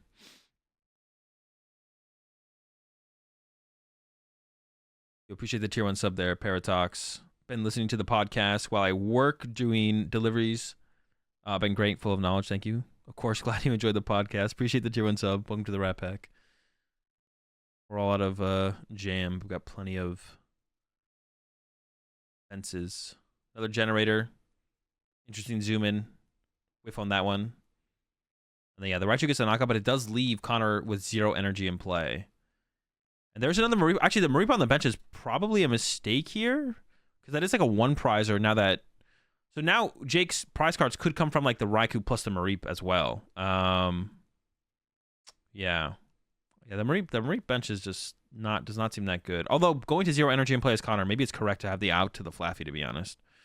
Here we go. Discard 5. Go for the knockout. Jake does have a grass energy in hand. Does Spite Ops just actually get the knockout here? Wait.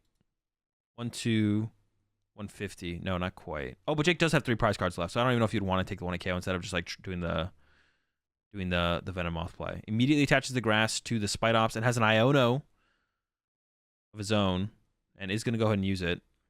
Gets 3. Connor will only get 2. Connor's save was pretty good. Double lightning plus a research. I mean, that seems decent to me. Boss in the hand for Jake will be good for the next turn. Also has a Palpad. I wouldn't hate to see Jake play the Palpad just in case you get judged or Iono'd. You could Palpad back a boss and something else. I wouldn't hate to see Jake play that Palpad right now, to be honest. Chooses not to. 30 confused on the Raichu. I'm trying to think, where does this go from here? What is Connor's win condition? Boss KO Spite Up seems like the best win condition, but actually I have no clue, to be honest. It has a lightning energy and an Arven for Connor. So Connor's like not doing anything anytime soon. Appreciate the 3/1/3s of their Chaos Warlock. Bravery Charm. Sure, switch card. I guess you could just what do you do here as Connor? How much time is left? 4 minutes? I think it's plenty of time for Jake to win. So this game is either going to be a tie, or this match is either going to be a tie or Connor wins. 4 minutes should be plenty of time for Jake to win, I feel like.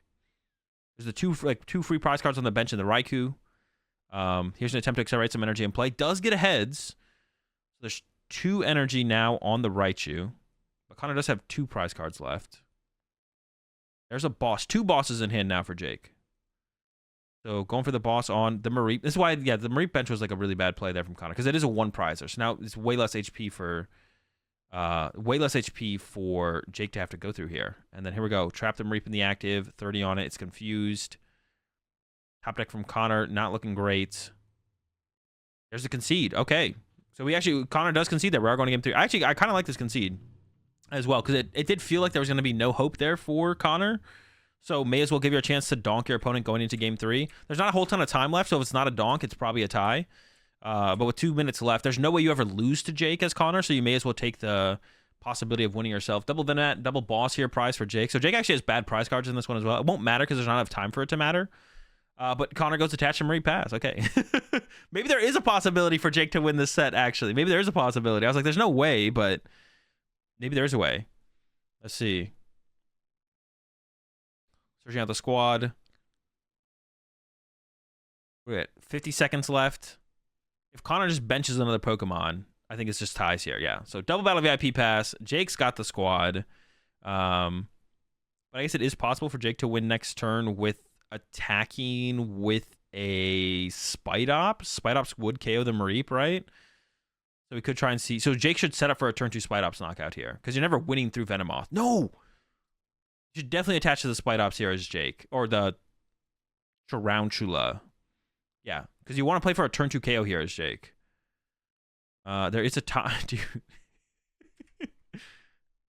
top deck. There is an Iono top deck there for Connor. So you got the Iono. Just needs to find a Pokemon, and then this goes to a tie. Time is called right now. So Connor is turn 0. So both players have... I mean, Connor has 1 more turn after this, and then Jake will have 2 turns. If Connor finds a Pokemon, though, it's literally just a tie. Is there a Pokemon? There's a Raichu. So benching Raichu should basically make this a tie. Like I said, there was a possibility for Jake to win if there was no Pokemon found here and Jake had attached to the Tarantula. There's a punch for 10. But yeah, I don't think anything ever comes of this situation. Well, no, Jake can't attack for a KO this turn. Yeah, so nothing ever comes of this situation ever. Yeah. Unless like one of them like horrendously throw. I don't even know how you could throw this situation, though, to be honest. It's definitely... I guess it's... No, I don't even know if it's possible to throw this situation. Actually... Jake, no, there's no way. Rushed up into Mew. But now with like Box of Disaster and stuff, I think you're favored. All right, let's get into this next match. We got John. Dude, I'm not going to lie. It's a little bit sad to see John not playing a cool meme deck. John is usually a big-time memer with like, comes up with like really cool... Like my favorite deck that I saw that John came up with was Welder, Luke Metal. Seeing John play Lost Box, Turbo Lost Box, is like a sign of the times for sure. Hopefully John comes back to creating the cool, innovative decks. Once we lose some of these broken, even John's playing Lost Box. It's tough times in the Pokemon TCG when John Mastowi is playing Lost Box, so you hate to see it. And then Pram over here playing some Charizard. Radiant Serena over the Radiant Charizard. Interesting choice. I think the Radiant Charizard is really, really good. In this, we'll see how this one goes. What set was the Shuppet from? I don't know. Maybe Diamond and Pearl? Azul always manipulates us. No, I know you're memeing, but yeah, I just always say my opinion. Whatever my opinion is at the time, I'm just gonna say what it is, and then that's it. That's what you're gonna consistently get from me. It's just what I currently think about anything you want to ask me in the current format of the Pokemon TCG. And as soon as tomorrow, my opinion could change. So take it for what it is at the moment. But my opinion changes literally all the time in Pokemon, right? But I'm gonna tell you what I think initially, whenever you ask me. All right, so double Comfy aggressively here from John. Pram opens the Entei, which actually, to be honest, I think the Entei is actually like a solid card in this matchup, because the one thing that can happen in this matchup is like you get out your first Charizard, and then the Lost Box player just basically spawn traps your Charmanders, and you can't get to a second Charizard sometimes. That can like sometimes happen. So the Entei is like a good initial attacker, because then you don't have like your Charizard under threat as well as your Charmanders at the same time. Maybe it's not as good as I think it is, though. A lot of people like cut it for the Pidgey. John is getting a great... Wait, what did John prize? John prized Greninja. Getting the Sableye this early is interesting, but if you did prize... And I gotta check these prize cards. The Greninja was prized, right? I'm not trolling. Now I'm like almost positive. Yeah, okay, the Greninja was prized. Okay, that makes sense. So Greninja's prize here for John. Sableye is an interesting, but you don't really want to grab Dragonite. Dragonite early into Entei is like fine.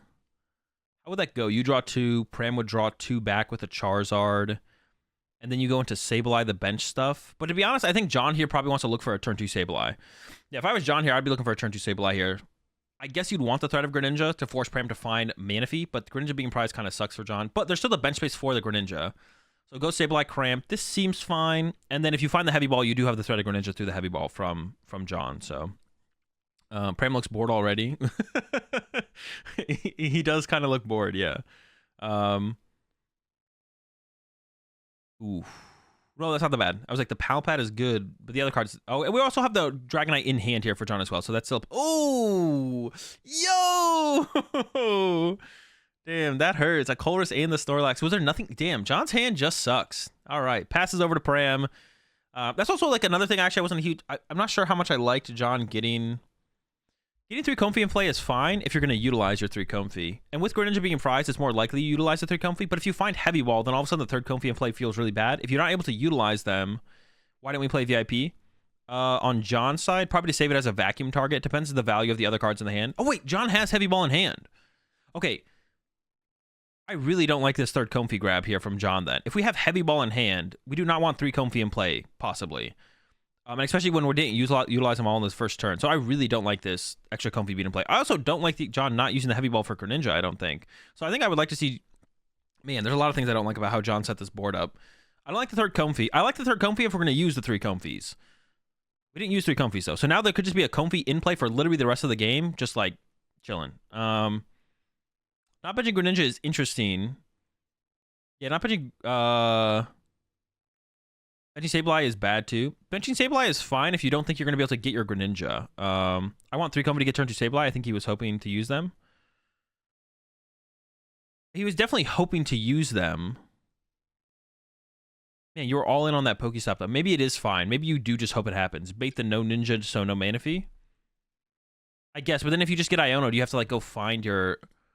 The thing is, here on John's side though, if you get Iono'd next turn from Pram, which is definitely possible, you have to go find the Heavy Ball. And you only use 1 Comfy, so are you going to get 7 in the Lost Zone off of getting Iono'd? It seems tough. You appreciate the raid there, Clark. I don't know. A Comfy bench is a Comfy less drawn. Yeah, but it ruins your bench. It just ruins your bench. You don't care about drawing into Comfy, because then you could put it down if you need it. But, you only want 3 Comfy in play if you're going to use 3 Comfy. If you're not going to use 3 Comfy, having an extra Comfy in play, just eating up a bench slot, reduces the chance of getting, like, double Sableye in play, Greninja Sableye in play. Just, like, because, like, the threat on Lost Box is you're going to get Iono'd, and they're going to KO your attacker, and if you don't have a backup attacker ready to go, that's where your deck starts to fall apart. Yeah, that's where your deck starts to fall apart as as lost boxes. Like, they KO my attacker, they Iona me. I didn't have another attacker set up because I have another Comfy on my bench instead of the other attacker I want. And now after the Iona, I just lose the game. So, yeah, I'm not sure. You need triple Comfy, Colress, and 2 full vacuums. At this point, that's what you'd need. But I guess like it is fair to be like John's plan was to go triple Comfy, use the stop, hit some switch cards, use the Comfies, I guess. But it's too bad the Radiant Serena's prize. It would be interesting to see how it affects this matchup. I mean, it's the first prize card for Pram, I think. See, Radiant Serena is literally the first prize card for Pram, so we could still see it come out. I don't know how good it is, to be honest, at all. It sounds like it's decent. It seems like it's decent. In my head, it seems decent. Some Fleet Feet here from Pram. Not going immediately for the Iono. Ooh, and rips the Battle VIP pass. Okay, we're cooking. Yeah, let's see if Pram actually grabs the Manaphy here. Yeah, Pram not being fooled by the lack of Greninja on the bench. It's like, you play Greninja. I'm going to bench this Manaphy. You could get it out next turn with Heavy Ball. Another Charmander as well. So Pram setting up super clean here. And does have the Iono, so could play the Iono here. Doesn't have to. I think maybe could. I don't know, you probably are playing it. The hand doesn't look that good, right? Yeah, you're definitely playing the Iono here. And I think you definitely... Oh, just ripping off the stop, bro? Dude, wait, is that worth it from Pram? Do you rip the stop? What are you hoping to hit off this stop? What is Pram looking for? So I guess maybe Pram's thought is, if I hit Candy, maybe I hold the hand. Maybe that's Pram's thought. Because you probably don't want to Iono John, because John just, like, only used 1 Comfy. So that means, you know, there's no energy or switch cards in John's hand. So maybe that's fair from Pram. Pram's like, okay, use the stop. If I hit Candy, I hold the hand.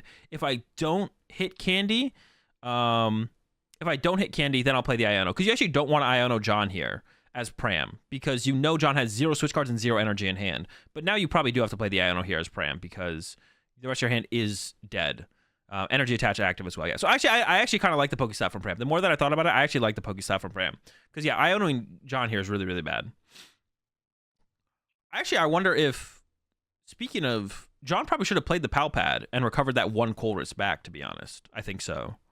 If you do get Ionoed here, having a Pal Pad in your deck over a Colress is like really bad. So I think I would like to have seen John play the Pal Pad. Even if it was just for 1 Colress, like, because like, if John didn't have a Colress in hand, so John starting his turn next turn would, like, you just 100% play the Pal Pad anyways to increase your odds of seeing a Colress this turn. It's so important to find a Colress this turn that you never don't play the Pal Pad for the 1 Colress, so you may as well play it ahead of time.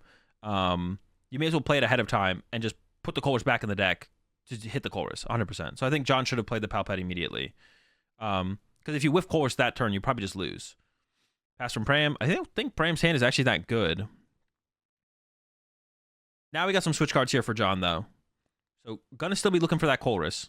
But will at the very least be able to attack with Cram here. John at the very least can do a Cram attack here. And Pram's, like I said, Pram's hand is not looking that good. We'll see, though. Let's see. Yeah, we can at the very least here for John attack with Cram. We can attack with Cram. And we could have also, and this is like another thing with that Heavy Ball play on John's side as well. It's weird. Alba does have a lot of value later in the game. Yeah, but if you can't get to later in the game, it just doesn't matter. You should definitely just play the... Because still recovering the Colress right now is still... You're just going down -1 Colress, so you could potentially get off the Pal Pad to increase your odds of just playing the game to begin with. I think you always play the Pal Pad there. I'm curious to know if that's still the optimal line of play, even after knowing the cards are... What the cards are off the Pokestop. Does hindsight ever change if you play was correct or not? No. Hindsight doesn't change anything. Either was correct to do it beforehand or not. Hindsight changes nothing. Yeah, hindsight changes absolutely nothing. Yeah. It's like, in the moment... Yeah, hindsight changes absolutely nothing. Like, in the moment, it's either correct to use the Pokestop or not correct. No matter what gets discarded off Pokestop, it was either correct to use it or not use it. Even if you get unfortunate and Pokestop away through Colress, the trade-off of, like, the higher chance of you, like, getting a switch card there and that impacting the game in a positive way is higher. So using the Pokestop, like, from John there was, like, always correct. Yeah, I think John should have 100% used the Pal. And this is also, like, another situation where it's, like, John did hold the Heavy Ball and didn't get the Greninja and put it into play. Now, that does lead to a play where maybe Pram, like, doesn't bench Manaphy, but, like, Pram made the correct play and was like, you didn't get Greninja down turn 1, but I know you play Heavy Ball. You can get off the Greninja next turn. I'm benching Manaphy here. So looking back on that, I think John should have just played the Heavy Ball and put the Greninja on the bench and probably just not have gotten Sableye, to be honest. I think John's board should have looked like Comfy. Sure, let's just go ahead and say Comfy. Don't bench Sableye. heavy ball for Greninja just to put it in play. You're not using it this turn, but getting it in play is still important to have as like an option. And then maybe you still get the Cram as well. So that's what the board, and leave a board spread open because like you could put a Sableye in play, or you could put Dragonite in play or Raikou and use the Force Seal Stone or something like that. So I would like to have seen John just have put the Greninja in play. I think just use the heavy ball, put it in play. You're not using it, but get it in play. So if you do get Iono'd, you get to keep it around. And then also, like I said, I think should have used the Palpad as well. I like you just need to find Colress here as John. I think that's a Mew and something else. Pram's hand sucks here though, so I don't know if Pram can at the very least attack with Entei, and that's why we see Pram sends up the Charmander over sending up the Manaphy. I think if Pram had a good hand, Pram pushes up Manaphy here. Go ahead, KO my Manaphy, and then go like Candy Pidgeot, Candy Charizard. Even if there's still a Charmander still hanging out on the bench, you don't really care if like the Greninja play happens or something like that to KO the Charmander, or like. Yeah, so you don't really care at that point that the Greninja play probably happens at that point. And then you have like the threat of making that Charmander into a Charizard still. I assume that's how you'd want to play that here. If Pram had like Candy Pidgeot, Candy Charizard in hand, that's how you'd want to play it, I think. I'm not 100% sure, to be honest. Held Purple to see if Pram would have benched Manaphy to capitalize on the following turn. I also held Palpad because this deck loses to Lake Ionos, and I prefer to hold that after there are 2 in the discard. Yeah. I mean, I understand. Yeah, I understand like why John made the plays, but like, it's always correct for Pram to bench Manaphy, and because it's always correct for Pram to bench Manaphy, John should play as if Pram will play appropriately and bench the Manaphy. Therefore, it's better just go ahead and get the Greninja and put it in play. Because you don't need to take advantage of your opponent misplaying to win this matchup at this point as John. So. Unless the matchup is like way worse than I think it is, and then at that point I'm okay with the play from John being like, well, maybe like I need Pram to misplay at some point in this game or to like literally dead draw. So if John feels like the matchup is bad, then I don't hate the choice of not taking Greninja off the prize cards. My understanding of this matchup, especially with the Mew, is that it's a fine matchup. For the Palpad, there's a Colress prized, and you just discarded a Colress off Pokestop. I think just doing the Palpad. Obviously, you want to Palpad for 2 Colress, but just because you want to do something. And like the theoretical, more powerful play, like you get more value. Like this is like a plateau that a lot of players hit. It's like, oh, because I can get more value out of a card potentially, it's correct to not play that card. But that's not the only thing that should determine whether or not you play a card. It's just either correct to play it or not correct. It shouldn't just be because you can get more value doesn't mean you shouldn't do it now. It just means that could be a reason to not do it now. But that doesn't that's not the end all be all of a decision is, oh, Palpad can get back 2 supporters. There's only 1 supporter in my discard pile. Therefore, I don't play Palpad until there's 2 supporters. It's like, it can do that, but also I have a Colress prize, which is something you should always check, especially when you have the flexibility of the Palpad in the hand. I have a Colress prize. There's a Colress in my discard pile, so there's 2 Colresses in deck. When I start my turn next turn, do I want to have the odds of getting one of my 2 Colresses in deck or one of my 3 Colresses in deck? Because that's a whole bunch of extra percentage to see a Colress this turn. And when you factor that in, I think it's correct for John to have played the Palpad.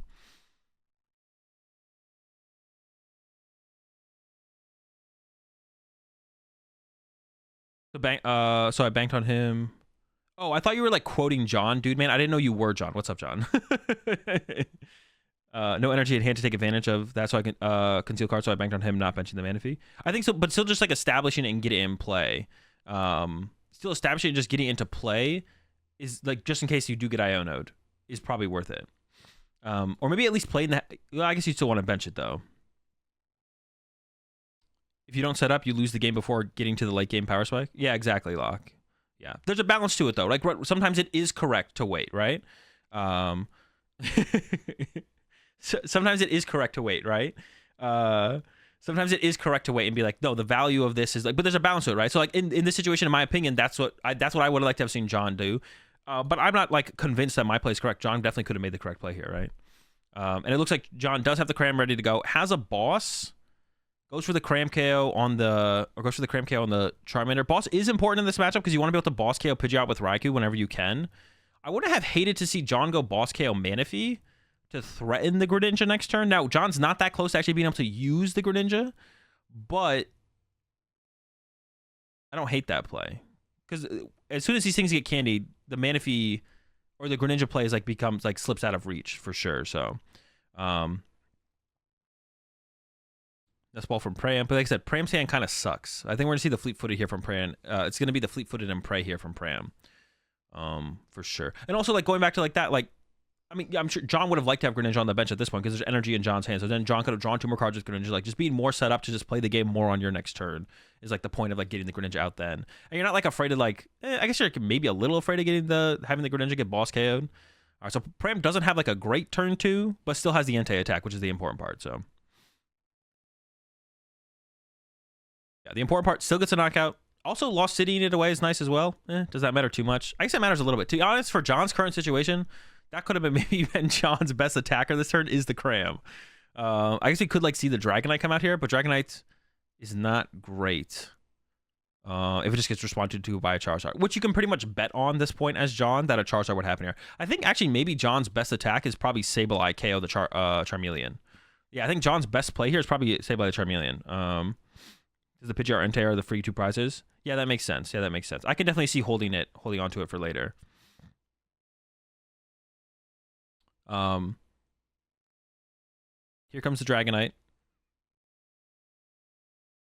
We could go for the Entei knock. Yeah, you should basically bet on the Charmeleon. I would always place it to I honestly don't. Yeah, honestly, Sableye KO Charmeleon, I'm kind of a fan of that play if John can actually pull that off. But that's going to be a lot to pull off. There's the Palpad.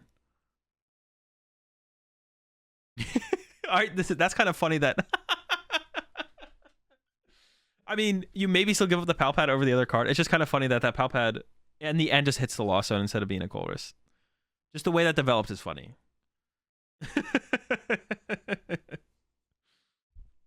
Dragonite seems bad to bench. No. Well, I think John is playing with the idea of potentially attacking with Dragonite here to KO the Entei. So you thin out the deck by 1 card, which means you increase your odds of seeing Colress and Force Seal Stone for Colress at this point as John. Once again, we're just like less set up on our... Once again, all of the things that I've mentioned so far, it's just led to John being less set up. No Greninja in play. Palpad could have been a Colress in the deck. So now our options are getting more limited as this game progresses. And we're seeing... Last turn, we still got the Cram attack off, but didn't develop as much as we would like. And then this turn, we have like that much less developed here from John on the board. And like I mentioned how I wasn't like a huge fan of the triple Comfey, we also haven't maximized our Comfey uses any of the turns so far as John. So this third Comfey's still just been eating up a bench space. Okay, finally, we see the Colress, though. Now we're cooking a little bit here. There are some Mirage Gates there. So the Dragonite attack is possible here. Like I was saying, if we could get to the Sableye KO, though, if we can get Sableye KO Charmeleon, I like that a little bit more. Because you know Pram has a Charizard in hand. You know Pram does not have Candy Charizard or Candy Pidgeot in hand. So if you can just KO the Charmeleon with Sableye, it's possible from this point on, John can just chain Sableyes. And I think John does have the Sableye play here. That's 9. We should be going to 10 here off the vac. So yeah, the Sableye play can happen this turn from John. And I assume because John is aggressively going to 10, that's John's plan. And we can even bench second Sableye here, which is great for John, because now we can chain Sableyes. Here comes Mirage Gate, 1 to the active, 1 to the Sableye, I assume. As long as we have Psychics in there. But we haven't been using Greninja. He's going for the... I don't like the Dragonite load up here. I want to see the Sableye attack this Charmeleon, 100%. We can still put an energy on it, though. I don't mind putting some energy on the Dragonite right now. Isn't terrible. Okay, and then we're going to go back in with another Mirage Gate here from John.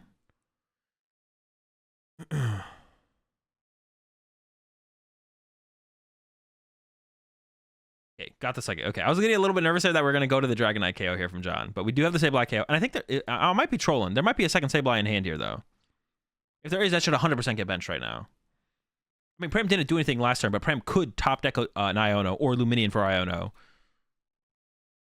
I swear there's a second Sableye in the hand, because that's what we took over the Palpad, I believe. So, John, this is a big mistake for John to not bench a second, because the point of attacking with Sableye this turn is to try and continuously attack with Sableye over and over and over again. And it's possible Pram cuts you off from the Sableyes with an Iono on the next turn. So we should go KO Charmeleon here for John, and then put 2 on... Oh, wait, that's a KO. That's a double KO as well. I forgot about that. Pram is playing the 50 HP Pidgeys. Actually, I don't hate that.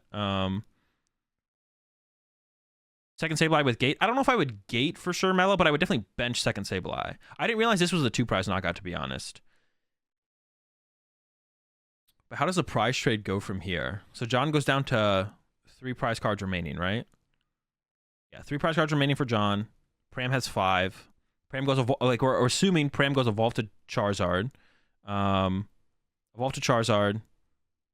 Yeah, then John can win by going KO anti-KO Manaphy. So actually, I think this is fine, right? Take a double prize card here. Yeah, taking 2 prize cards here is fine. Also, you show off the option of Pidgeot. I'm fine with this, actually, yeah. At this point, though, actually, now I'm kind of questioning the benching of the Dragonite. What is Pram going to do from here? My map here is Entei and 3 Little Dude, so Charmeleon was incorrect. No, I agree. I didn't realize you could even take the double knockout there, John. But yeah, the Pidgey does only have... Pram is playing the 50 HP Pidgey, so you get the double KO, and then you can go... You could even just attack with Sableye 3 more turns and go KO Entei, KO Manaphy. And and especially now, because you know Pram plays the Penny, and it's in the discard pile, so you know it's gone, so you don't even have to worry about it. I guess you have the possibility of going Dragonite, KO Entei, but Pram should not leave the Entei in the active here, because then Pram would just be throwing. So you know Pram's going to retreat to Charizard. So Pram's play from here is retreat to Charizard, Charizard, KO, Sableye. Yeah, okay. Yeah, but yeah, definitely should have seen the second Sableye get benched still, though.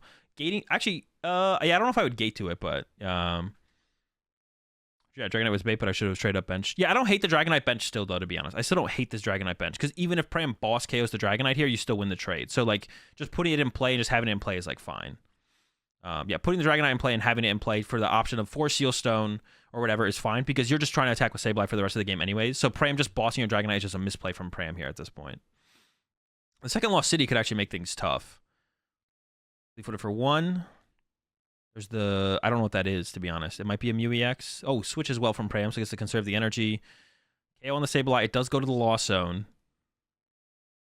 So now John can win with Sableye, Manaphy, throw the rest on Entei, and then boss KO the Entei. If you put 5 on active, got 4 prize cards left for Pram. John can also just win through the active as well. So because you could just Sableye the Manaphy. Sableye, Manaphy, throw the rest on the active, and then respond with... How much did you put there? 5? You could Comfy punch the Charizard and then KO with Dragonite the next turn. Or you can just boss KO the Entei as well. You just boss KO the Entei as well. Has the vacuum for the second Lost City as well, which is great, because now you can actually chain the Sableyes here as John. Otherwise, you wouldn't have been able to do that. But this is actually great. And then we do have the second Sableye in hand. Thankfully, it stuck around. And then we can go Sableye KO. I guess you should just KO the Manaphy here, because you can win next turn with Dragonite, KO the Charizard on the following turn. Yeah, whether or not John should have played the Mirage Gate on the last turn, I don't think you needed to play the Mirage Gate on the last turn, but it wouldn't have hurt. 8. Lightning's Dragonite, Water to active. Or no, we have a switch card in hand, so we can fully load up Dragonite. I guess you could, if you have boss here, I guess you would always just go for boss here as well, though, as John. If you can just go boss KO Entei, bench Sableye. Yeah, that's probably fine. Yeah. Pram's Cram Tech gonna pay off. Wait, did Pram play a Cram? Oh, because like he's almost got 4 in the Lost Zone. I get what you're saying. I was like, is he actually play a Cram? At first I thought you were maybe talking about Cram-O-Matic. Yeah, boss KO Entei here is definitely the play if John has it. I don't think John has the boss in hand, though. So I'll have to settle for that on the next turn. I also don't think John has played a supporter yet. Where does this lead to us? Oh, no, we do have the boss. Oh, okay. This works fine, then. I didn't think the boss was in the hand, but it is there. Yeah, knockout. And now if Pram even if Pram has boss KO Sableye here, John could just like punch a Dragonite into the Charizard again and then set up another attacker for the next turn. Either look for another Sableye KO on the Manaphy, or just like Dragonite punch Charizard and then I'll punch it with something else. Yeah, John's like just too far ahead at this point now. Yeah, Pram's follow-up was super... Dude, Pram plays the other Dude, that card has to suck. There's no way, bro. How do you ever set that thing up? I refuse to believe that gets set up ever. All right, Pram has Luminion, but it has to be Luminion for boss here, because otherwise the Sableye just wins the game on the bench Manaphy. No, the timer's under my camera. You guys just can't see the timer. It exists, though. Yeah, there's a boss on the Sableye. So John wins with Escape Rope, or just punch the active Charizard into, like, clean up with something else. Like, John can just, like, recover the Sableye and the Sableye. John could also just win the game this turn with this recovering the Sableye and using it again. Or Escape Rope plus Dragonite also works as well. There's a ton of ways for John to win the game this turn.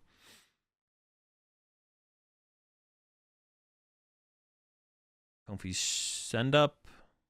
And also, John doesn't have to win this turn as well. John can win next turn, and it's just fine. Finally got the Greninja cooking. Colress as well. I'd be very surprised if John doesn't win this game. Okay, there's the Escape Rope. All right, go to game 2. Let's see if Pram can have a little bit better follow-up. Yeah, Pram didn't... I mean, that's the matchup a little bit, I guess. Yeah, especially with the 50 HP... Well, no, the 50 HP Pidgeys don't matter. Like, if you can just, like, get rid of the... Before it gets to Pidgeot. That's the goal here from John, is KO the Pidgeys before they get to Pidgeots, and then Pram has, like, no options to follow up. Pram is going to be going first... No, Pram went first last game, too, but just didn't have the turn 2 Candy Pidgeot. Pram will be going first again. Did prize Manaphy. So the potential for a turn 1 Greninja from John is there. Did not open the Comfey, though. Not opening Comfey makes it way harder to pull that play off ever. And Pram's hand does not have a lot of basic Pokemon as well, actually. So Pram's probably just going to go double Charmander, Pidgey. And then, yeah, John getting like turn 1 Greninja would like literally basically end the game. Yeah, it's possible that John literally just wins turn 1 here with a Greninja play. Wait, did Pram just pass? Did Pram go Mander pass? There's an Ultra Ball in the hand here from Pram. Oh my gosh, just Mander pass? Wait, did Pram just choose not to play the Ultra Ball? Am I trolling? Did Pram not have an Ultra Ball?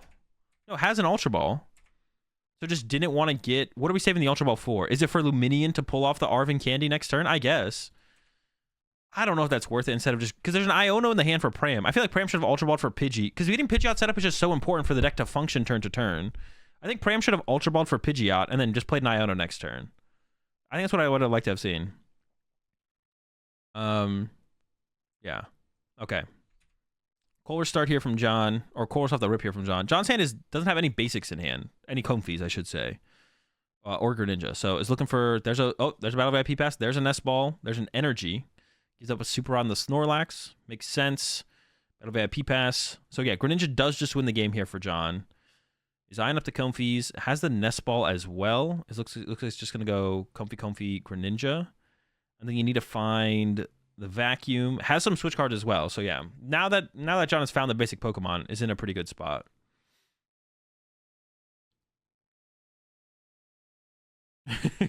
Oh wait, this is the play that I heard about. This is the play I heard about. It's not the first time that we've seen this on stream, I don't think. Legendary play. Goes to the Greninja next. Seems fine to me. More energy, we're cooking. Switch cards. The hand is actually pretty good for it. We just need a chain. You just need a chain lost zoning cards here from John. Here comes the Comfey.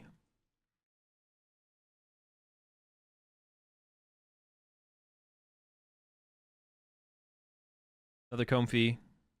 And then we need to find another Comfey and also a Vacuum from John here. There's the Raikou. Oh, there's the Force Seal Stone. So we can go grab... We should probably use Pokestop first here as John, I think.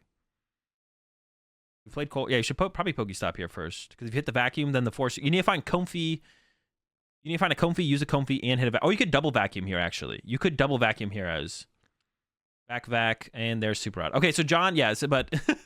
so John has the play to win the game right now, and there was a loss on the Force Seal Stone.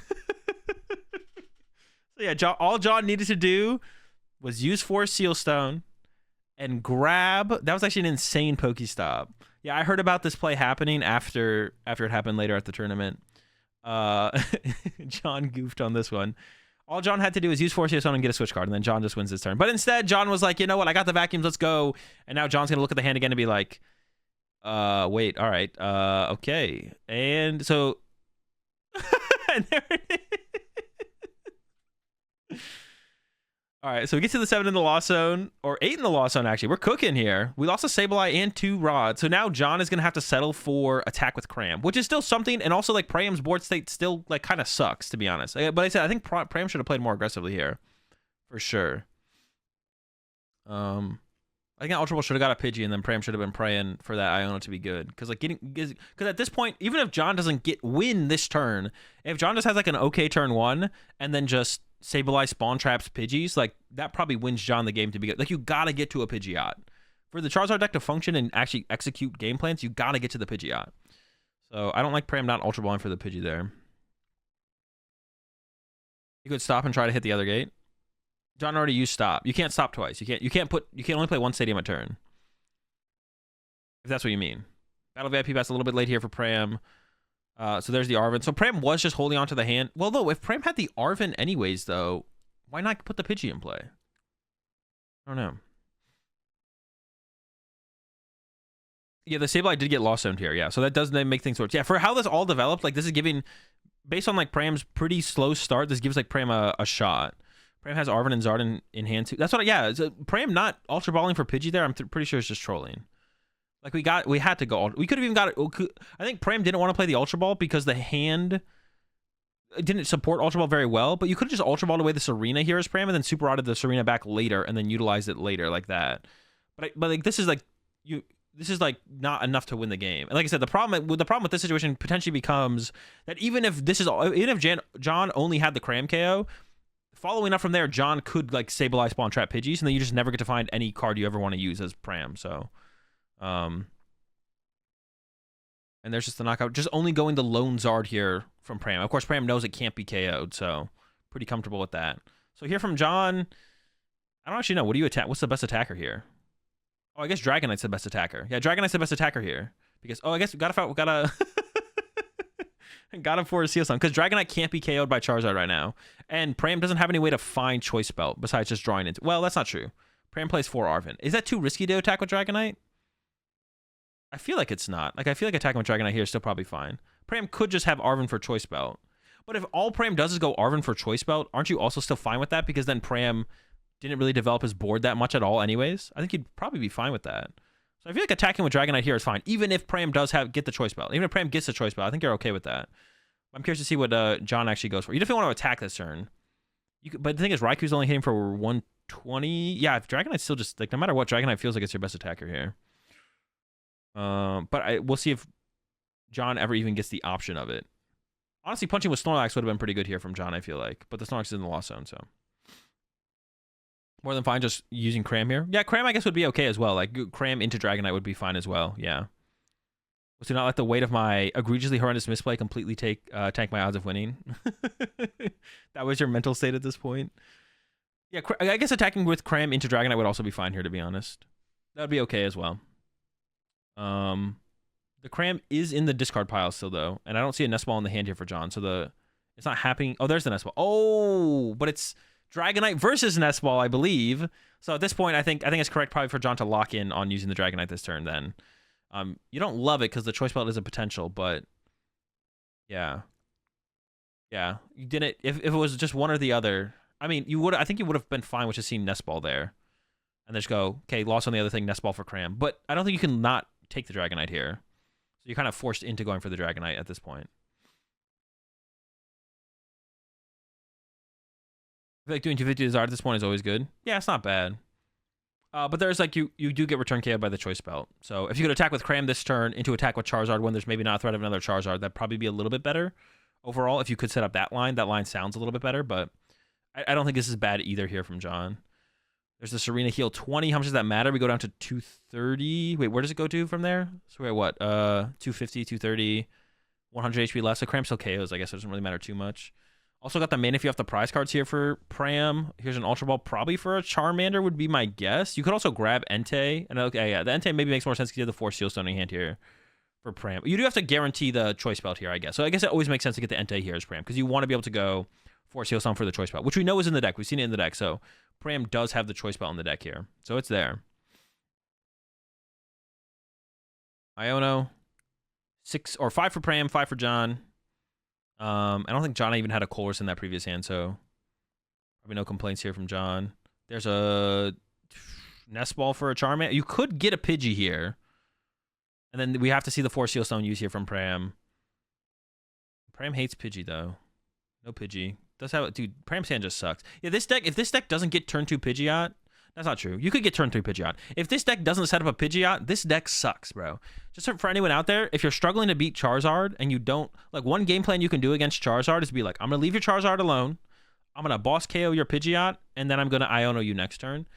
That is, like, a really strong win condition against Charizard. If people are looking for, like, new win conditions against Charizard, it's literally boss KO Pidgeot, and then Iono. I'm getting sold on 60 HP Pidgey. Nah. Call for family.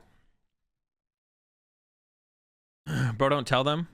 Yeah. Like, if you want a new win condition against Charizard, if you're constantly looking at board states against Charizard, be like, bro, I just lose. They get everything they want off Pidgeot every single turn. They have a Charizard set up, they'll set up another Charizard. Just go boss the Pidgeot, knock him out, knock out the Pidgeot, and then attack with and then Iono them next turn. 6 HP Pidgey always correct? Nah. Nah, the Pidgey gets spawn trapped as much as 60. That's what I'm saying, bro. And a Mander to feed the Sableye. Okay, true. I guess like that is like this situation. Like if you do bench both, Sableye gets a double prize knockout. I don't know. Maybe in this situation, maybe I mean if you had 60 HP plus a 70 HP Mander, it does survive.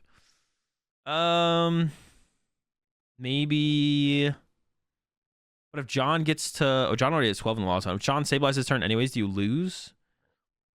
Do you maybe just lose as, or do you just lose as Pram no matter what if John attacks with Sableye? I guess if Pram goes double Charmander here, you get to go to a Candy Zard next turn, maybe? Jeez, I don't even know, to be honest. Sure, I'm actually not sure, to be honest. I don't know. The Call for Family is just so good. I don't know. It's only one matchup as well. It's like one matchup, it's worse. Horn makes 50 HP Pidgey really bad. Yeah, I guess Horn is like me. I don't know. Is Lost Zone enough? Is the Lost Zone deck enough? Is Lost Box enough to make you want to go to the 60 HP Pidgeys? Maybe. It's possible. I could see it. It only matters in one matchup though. It only matters against like Lost Box. But the thing, my problem with it is like your goal is turn 2 Candy Pidgeot, and like if you're not getting that, I guess you're giving up one less prize card if you do whiff that. I don't know. I'd have to like test that matchup more, because like maybe you give up the extra prize. Yeah, I don't know, because like your goal is turn 2 Candy Pidgeot, so not that they can't turn 2 Sableye you before. I mean, if you go first, you could get it off no matter what, but if you go second, they could still turn 2 Sableye you, and then I guess they're getting one less prize card, but if they're doing that, you still need 2 Charmanders. And see, the thing with it as well is like, okay, theoretically, let's say you go, now I'm like going through the full thought process. If you go second and you go bench Pidgey, bench Charmander, and then you go ahead, and then they go Sableye, and they go KO Pidgey, KO Charmander. They get 2 prize cards. Now let's say you play the 60 HP Pidgey, and they go KO Pidgey, 60 on a Charmander. Or split it on the Charmanders, 30-30 maybe even. And then you go Candy Char. You're not getting Candy double Charizard. Your Charmander is still going to die on the next turn to another Sableye. So does it really matter that you had a 60 HP Pidgey? Like, your dude is still dying to another Sableye to attack next turn. I don't know. All right. You about to take 2 prize cards? I got you. Yeah, Cram coming in, knocking out the Zard. I was thinking for a second if Raikou ever made sense here, because like the Raikou doesn't guarantee die to the Entei. I don't know if that was a possibility for John. But if we had the Raikou play, don't bench this, knockout, 80, 140, would need Pram have to go bench Pokemon, and an energy, which maybe wouldn't maybe would have been possible, to be honest.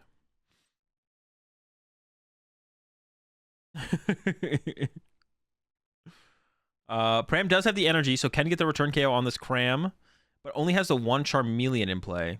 So John next turn could go Sableye KO Charmeleon, and then the Entei is the only threat here. The Entei is the only threat here. The Entei is the only threat here from Pram, and then could follow up with Charizard KO. Or I guess the other play that John could do would just be, no, you can't Sableye 3 times here. So it has to be Sableye into it's got to be Sableye into Dragonite here, right? I think so. You probably definitely want to, what is the other you could, I guess you could just go, no, you don't want to attack with Dragonite here as John. It has to be Sableye into Dragonite. Yeah, Sableye into Dragonite. Also, John does have a Rock Sand in hand and can play it, so you could go with the Rock Sand this turn as well. Escape Rope. I mean, Pram should always send up the Charmeleon here, because the Charmeleon should be getting KO'd by Sableye here. Unless Pram, like, yeah, you should always send up Charmeleon. Because now the man, well, yeah, you always send up Charmeleon here. Do you ever not send up? No, you always send up Charmeleon. It always dies. Pram's thinking about, okay, actually, let me think about this a little bit further. If your Charmeleon dies, do you always lose? I guess not. So yeah, it's always correct to send up Charmeleon here. The only other thing you could consider here is Pram is you could send up Manaphy, and then be like, but in Pram's hand, Pram currently can't retreat Manaphy. So then Manaphy could get stuck, and then Pram could just lose because of that. So I think you always send up Charmeleon here, yeah. Charmeleon should always get sent up here. For some reason, I was trying to like rationalize the Manaphy play, but I don't think there ever is actually a reason to ever do that, to be honest. Yeah, not worth. All right, 16 in the loss zone, more left in the loss zone. Stabilize ready. And like I said, the follow-up attacker from John here probably wants to be, doesn't even rod back the, but you don't want to draw into all the energy as well, so I don't hate this choice here from John to not use the rod yet, because if you use the rod now, and that might be John's last rod,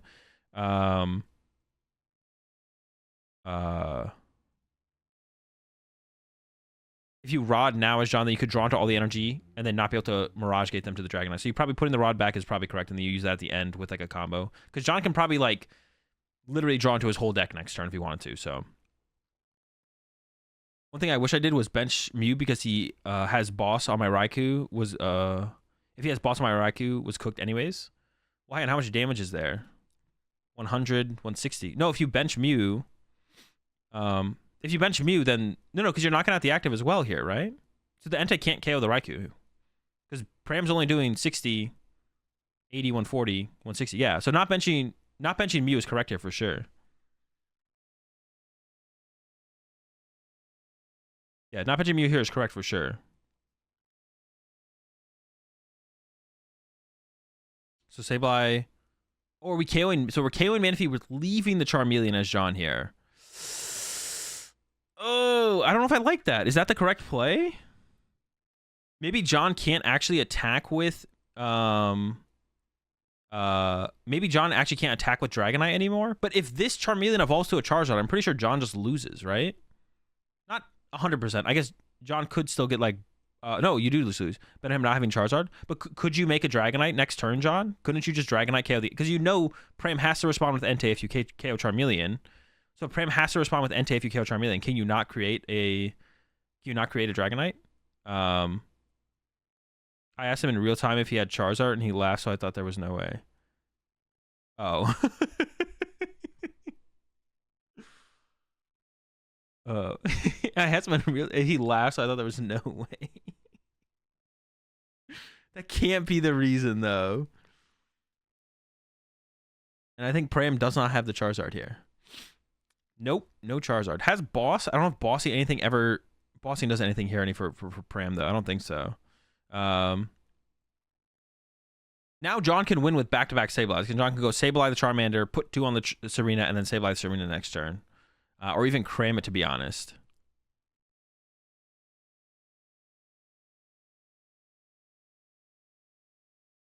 You could have set up but actually I don't even know if you could have, though, to be honest. I don't know if you have enough Super Rods left to have actually set up Dragonite. You have 1 Super Rod left. You have double Gate in hand. So you had almost everything, but you might be an energy short. This turn, it does feel correct to probably KO the Charmeleon. Otherwise, you're risking another top deck. You could just KO the Serena. But yeah, I think here it makes sense to KO the Charmander, I think. Radiant Greninja hits weakness on Entei, so KO Manaphy isn't just a prize card. Radiant Greninja hits weakness on Entei, so KO Manaphy isn't just a prize card. Wait, what? I think that actually makes a difference, though. Now we KO the Charmeleon. Yeah, Sableye can KO the Radiant Serena now. There's the Entei for 1. There's a Boss in hand for Pram, but the Boss doesn't matter because Pram doesn't do enough damage to actually KO the Raikou, so just KOs the Sableye. And John needs Escape Rope plus Raikou to KO the bench. Cramorant plus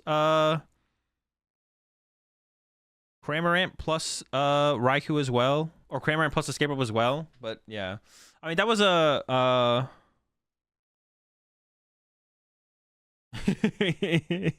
that was an interesting game. Obviously some missteps on John's side early. But I think the biggest thing, yeah, I don't know. The Charizard deck I just don't think functions if you have to play for the Pidgeot aggressively. Especially in a matchup where they can like, if you're playing in a matchup where they can't really like spawn trap your Pidgeys, like the Lost Box matchup, then I think it's fine to not bench. I think it's fine to like not bench the Pidgey immediately sometimes, but like this turn here, I think Pram should have just Ultra Balled for Pidgey and thrown it on the bench and just been like, next turn I'm gonna go for Iono into Candy Pidgeot, because Candy Pidgeot is just also like depending on the top deck, if Pram top deck's like a Nest Ball for Entei or a V Pokemon, like it's possible you could get Candy Pidgeot, Candy Charizard out of this hand, I think. So I'm not a big fan of Pram not just going Ultra Ball for the Pidgey here, because I think it's just too important to get the Candy Pidgeot out. Like this, the Charizard deck has no game plans, no options turn to turn if you don't have Pidgeot in play. So yeah, I wasn't a big fan of that choice from Pram.